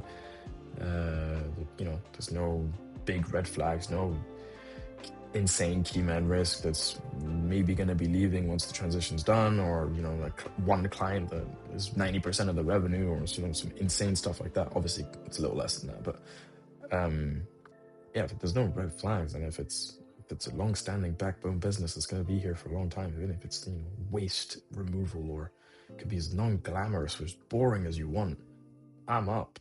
And fragmented business, let's buy loads of them. Let's just leverage that. Let's leverage the fact that nobody wants them. Good. I'm glad nobody wants them. I'll take them. I'm here for that. That's what I want to be. I want to be a solution for these boring business owners. To me, boring is a compliment, so I'm gonna call you boring. These boring business owners that been running their business for 30, 40 years, that don't know what to do. The son, that's the son of thing went to a better school, because obviously the parent that the dad had money, had a successful business, probably doesn't want to pick up the the waste removal company. No, it's too grandiose for that. So I'm here. I don't mind. I clean windows in -5 temperature here for 4 years. I don't care. I don't care whatever it is. Everybody's got a. I've been treated as that person that's not good enough. That you're the window cleaner. You'll always be the window cleaner in that aspect. Even though you own the company, but still the same thing. But I don't mind that. That's how I've been treated, and so what? If in the end I'm I believe to be bigger and better and good. I'm proud of myself. I don't need your approval. So that's what I hope. That's what I hope. And hopefully this acquisition goes well. I hope in the next 3 months something goes down. Maybe February. I think is a realistic timeline-ish. Considering what I know. I think maybe 3 months. We should get an update Friday on the feasibility of the lending situation from one of the brokers, and then we'll see from there. I sent a load of emails. Obviously, the deal flow is still going in. I'm looking at a lot of things right now, but that's the one that I have. Well, I don't have the LOI signed, but my partner has the LOI signed, and we just signed an agreement that we will work on it together. So I'm being as honest as I can. He did really well on that deal. really, really well. He's a smart guy, very smart guy. So I'm really happy to be in business with him. So that's really cool. Again, one. I didn't ask for it. He didn't even know. Yeah, he didn't even know that my father was a player, or that I was connected to Yusufa at all. Like, at least from the messages he told me, he didn't know that I knew them personally. He just, reached out because I was posting. So I found that, leverage on time. 102, 3, 4, 5 posts. Gets me an introduction to a solid deal, a solid end of 5-figure deal. I'm happy getting me, the stepping stone I need to set back in the UK. Because I think that, doing a 70-30 kind of structure, having a little studio over there, as I said to Alana, even it's just like, if the bathroom needs to be on the bed and, like, whatever, I don't care. Just somewhere I can sleep and, do business from over there, have some sort of pit stop, and then be registered over there in the UK would be practical. So obviously I could still have my life here, so could be an option, could be cool. Yeah, I just know that I've been learning a lot, that I have a lot more to learn. I've met some amazing people on this journey already. I've reconnected with old friends. I think that the previous business venture isolated me, turned me into a person I didn't want to be. They won't see it like that. The previous business partners, they won't see it like this, but they also won't see this video, so I don't particularly care all too much. But obviously I'm not saying anything negative because I don't want to get into any of that. We can, when someone actually asks me if he's actually really interested, I don't mind. I'm not gonna, hide anything. There's nothing to hide, but I don't want to boast, not really boast, like put it out there either, like bring it forward. So we'll see when that day comes. Anyways, it's 6:20 here. I don't have b-ball practice. I don't have anything much. I meet with Yusuf for tomorrow. That's the only plan I have. I just have I have class tomorrow as well. But I don't think I'm going to go to that one. And I have b-ball practice in the afternoon. Okay. Yeah, so then it's just about work. Maybe I can even stream tomorrow. I think I'll stream tomorrow as well. It doesn't cost me much. It really doesn't. So, yeah, I'll do that. Oh. I'll be in touch with further updates. Okay, cool. Cool.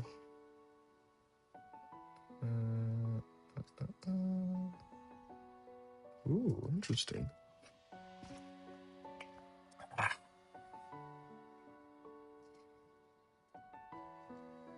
See, it just got... Who in their right mind would be interested and like excited and go who for a kennel? I would. I don't mind if the kennel has makes money, and this one's a freehold deal. I'm happy, man. I'm a happy man. Obviously, I need everybody else to be on board, but I'm a happy man. So, anyways, I think that could be my only what do you call it? Like woman in the red dress kind of thing that Alex talks about, is other acquisitions in other spaces I wouldn't be in once I actually have that first or second acquisition. I'd want to go and buy a kennel, buy a recycling business, buy a manufacturing business, then buy a electrical service company, and then a charger company. And like, I think that's the only thing where I could be like, okay, there I'm missing out. How about I just start, the 17th group for a different industry? That's the only the one I think that I will have to resist is that one, especially if the industry that we do end up, if it's if it's the industry that we end up closing with my partner, there's more than enough, and you have to get so creative in every single deal that you look at because they're so different that I think it's going to be entertaining enough that I won't have to, think too much about the other ones until that group is solid. Maybe just a second one, a second group after that first acquisition. After the first, you know, three are done, maybe if a really good opportunity, a really good manufacturing business comes on sale and the right price and the right deal, right structure and everything, why not? Why would I not make another group?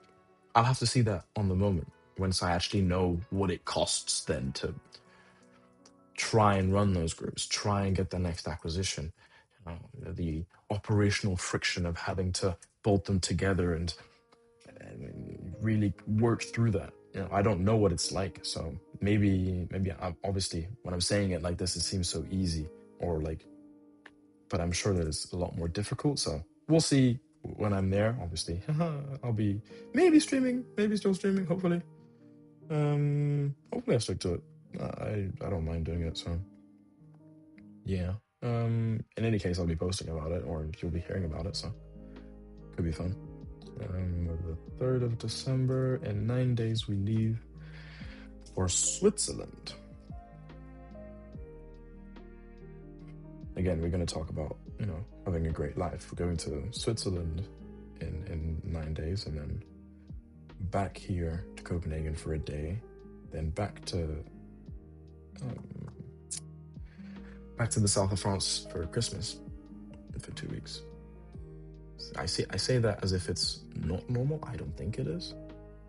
Like, to be able to just travel, go around, and have family, and I think it's a privilege. I love it. I love it. I shine and I love life every day. I said, well, it's not I try to. It's like I can't have a bad day. It's kind of what I think.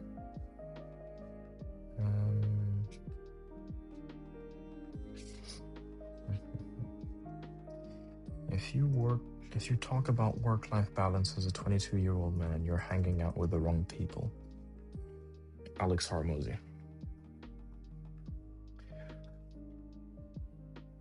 I agree to a point.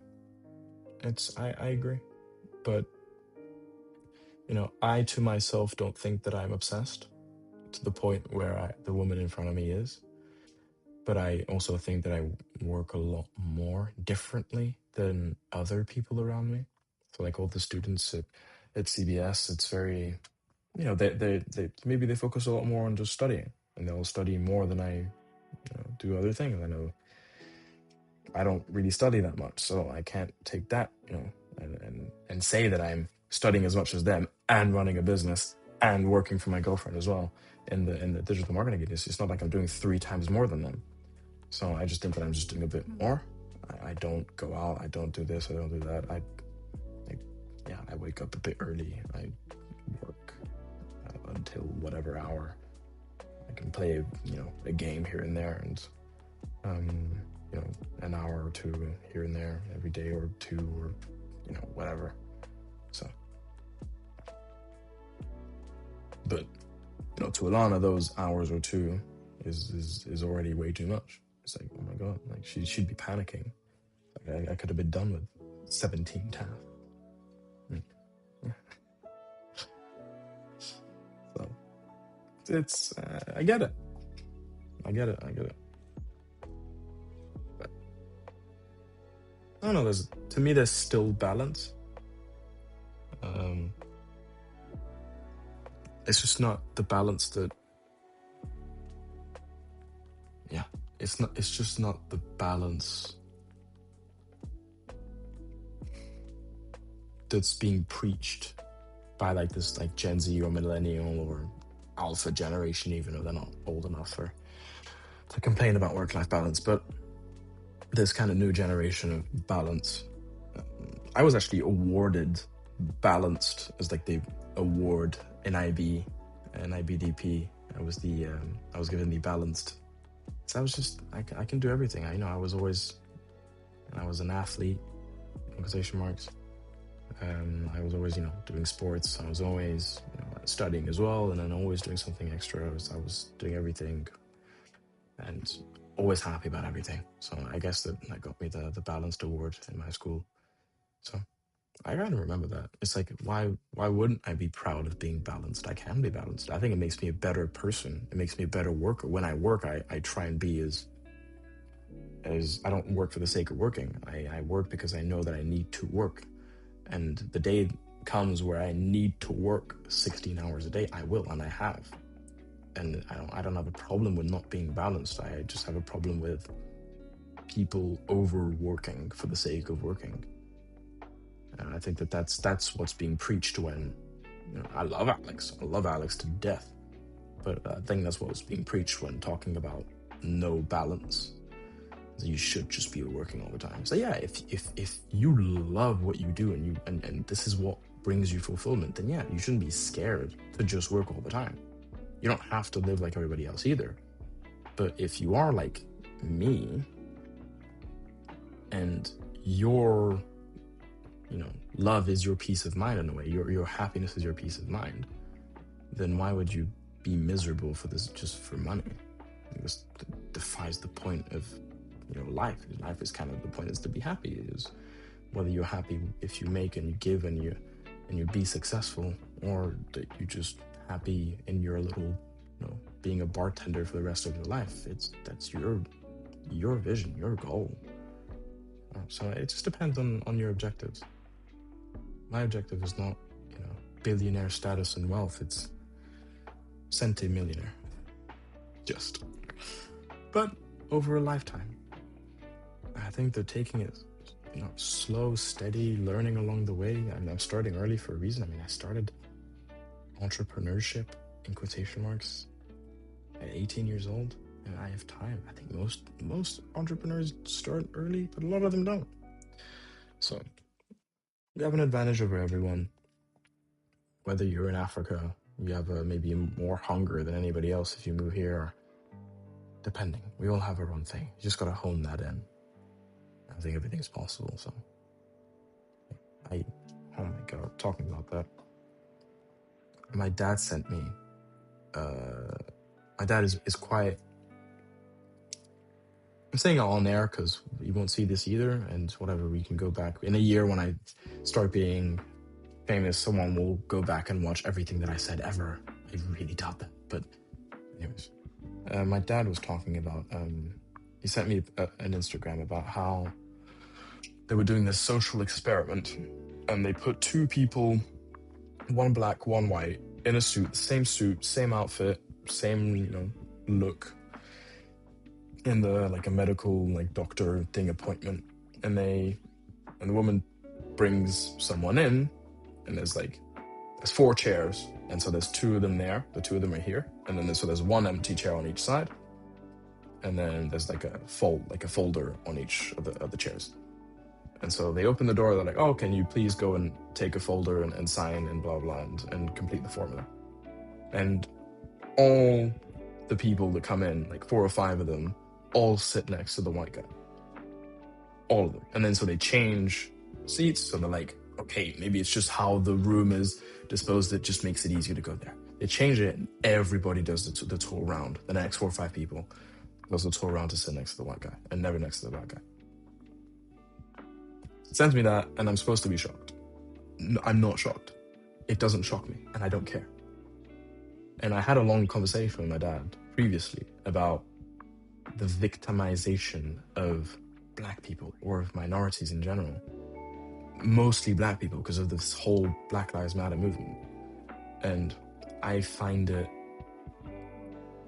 unproductive to the individual. It's great as a society to a point, but to the individual, thinking that you're a victim and that you are oppressed and that you can't succeed because of the white man and of the privilege and of rich people and of this, it doesn't help. It does not help. You know what you can do in that instance? If you were to compare yourself, yeah, okay, one salesman that's black and white, maybe the white one will sell more on the same pitch. You know what you can do? Make a better pitch. Come better dressed, better styled. have a better presentation, be more charismatic. You can always be more. You can always do more that will outshine that blackness or that black part. There's always more you can do. So, you can beat the first impression. You can beat the racism and the social construct of that racism and any, whether it's race, I'm putting it to race, but it can be anything. It could really just be anything. You could be, have a worse style than someone else, or you can blame all the fact that, oh, I want to be coming in as in a law firm when you're supposed to be in a suit and tie. Well, how about you be 10 times better at everything else, and then nobody cares that you're in a suit and tie? So it's like, whatever victim mentality you put yourself in, that's only one of the 100,000 factors people judge you on. And if you fixate on that only one, it could also be about age, about what I was talking about with the previous guy. It's like, if you fixate on the fact that you can't do it because you're too young, then that inherently is a victim mentality, and you won't succeed because of that, not because of everything else. If I'm too young in your eyes, then that just means that is one of the criteria, and that's one of the big ones, that they didn't go for me. But if I am super charismatic, super connected because I've worked my LinkedIn, if I'm super outgoing, super communicative, I'm super smart, super financial, so all of this beforehand, and I have some experience in all this, they won't care about the age. So all of those little victim boxes are just boxes. Just check them out. Make all the other ones so big that one's irrelevant. And if I were to say that, that's offensive to people. People are like, no, we should all be the same. Nobody's the same. Whether you're black, white, tall, good looking, bad, it doesn't matter. Nobody's the same. We will never have true equality. And so, I'm gonna quote Tate, even though that's offensive on its own. But Tate says that there's a chessboard. That life is a damn chess game.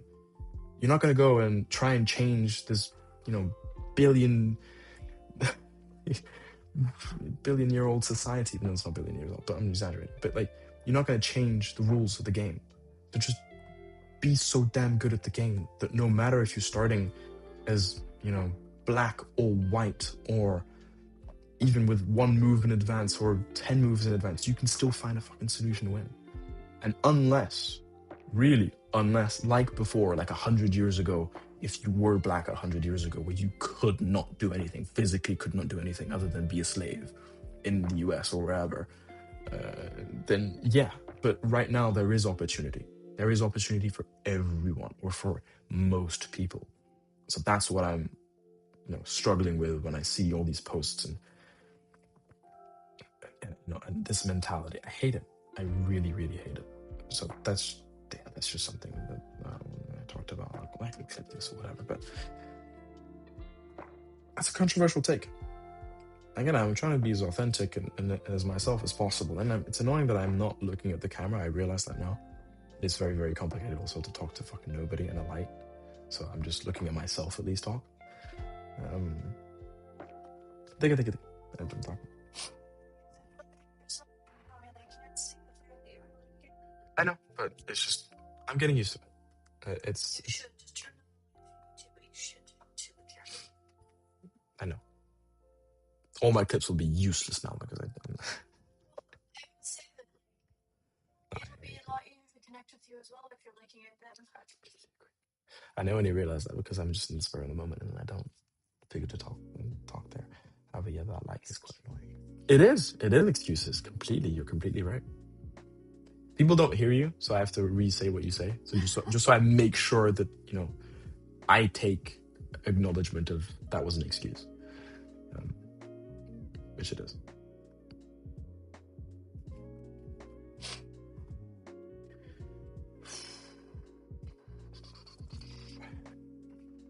It's crazy stuff. All these little reflects, I guess, are somewhat interesting, somewhat controversial. I think if the day I write a post about that one, I don't know if you were listening. Good. That could be just an interesting conversation on its own. But yeah, the day I write a post about that, I think that will make some noise. I think that will make some noise. I have a lot of those. I'm not a controversial person, but I have my thoughts about the world, and I'm quite individualistic. I love helping people. Like every time I have money, I spend it on other people most of the time. Other than like my latest purchase, which Alana loves. But yeah, I'm very individualistic on what everybody can do, and I hate victim mentality. I absolutely hate it. And decks, deck of cards can be set, stacked against you, but tear the fucking thing down.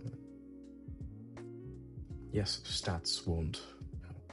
Yes, and my dad was like, "Oh, but black people get load less investments and all that, and bank deals and all this." But so what? I'll be the one that will succeed.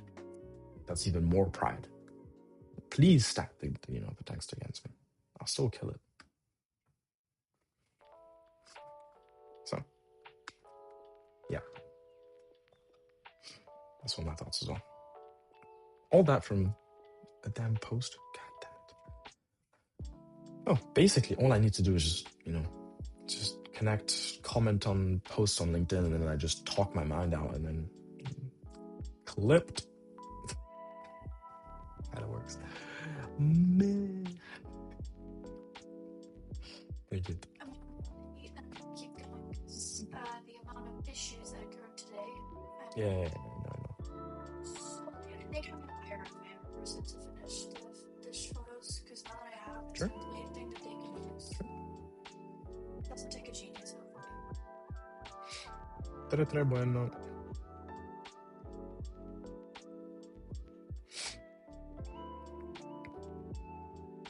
We'll update the CR for like 2 more or something.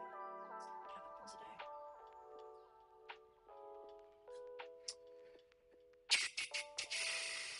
day. 3 rules for life. What is this? Marketing director now. What do you think of this?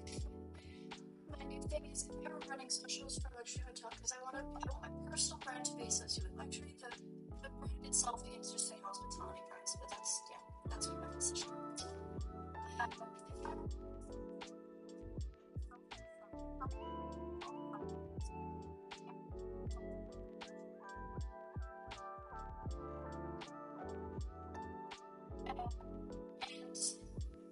examples of hotels that do it better than everyone else. So the number one is the front desk experience. Shiny, I would be the face of the house. That's a ChatGPT thing. I'll have to change the title. Short clips for staff share a tip, story, a favorite local spot. Essentially, what goes into making our first impression worth staying loyal. Landlords, your guests don't just want a corporate richness. They want warmth, discretion, familiarity, and for you to tell them about the room before and ask these are details.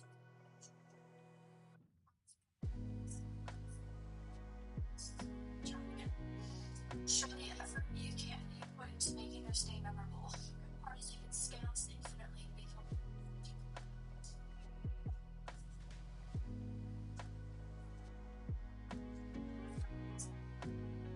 luxury becoming increasingly accessible. What makes you different will be a reason. Oh god. What makes you different will be the reason you are picked over a different hotel. People love you to pay for your local logos. Well, socials.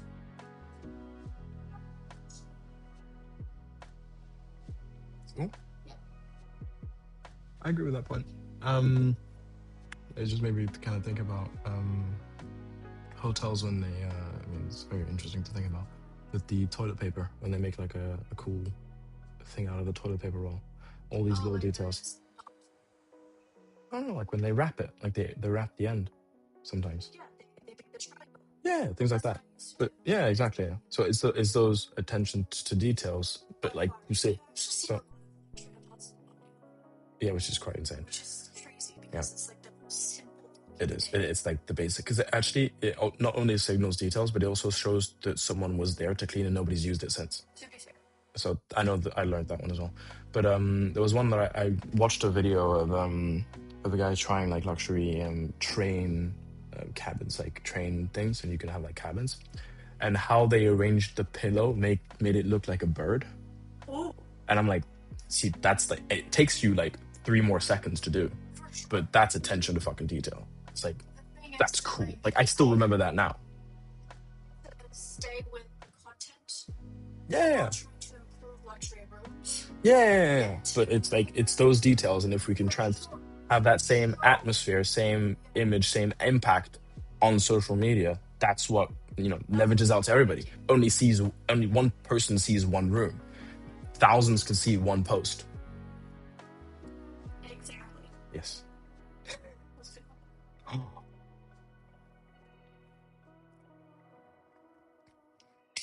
Mm.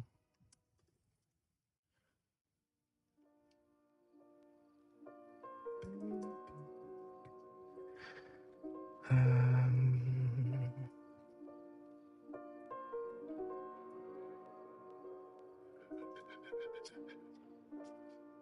done quite a bit of talking. Just connecting. There's not much more I can really do here. I can review more IMs. Seen quite a lot.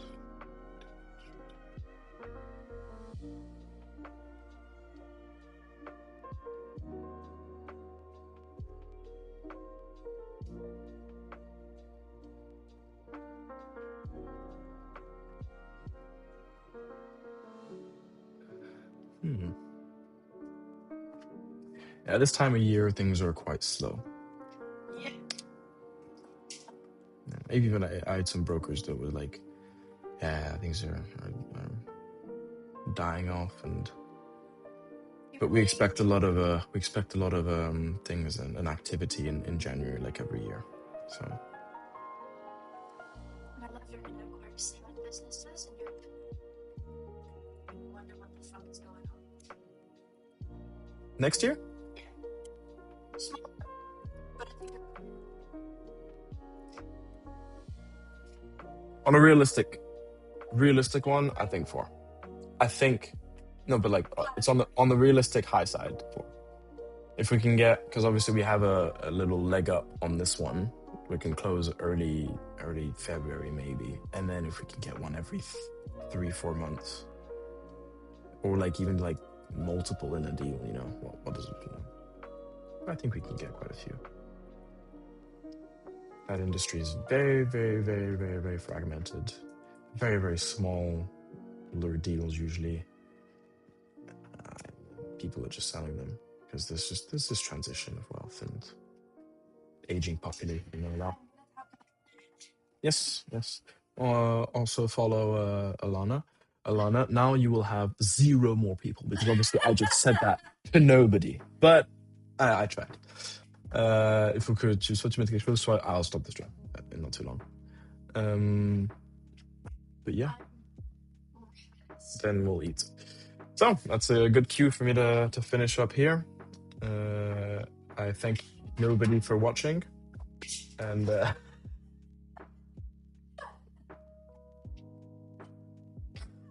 love you to myself, and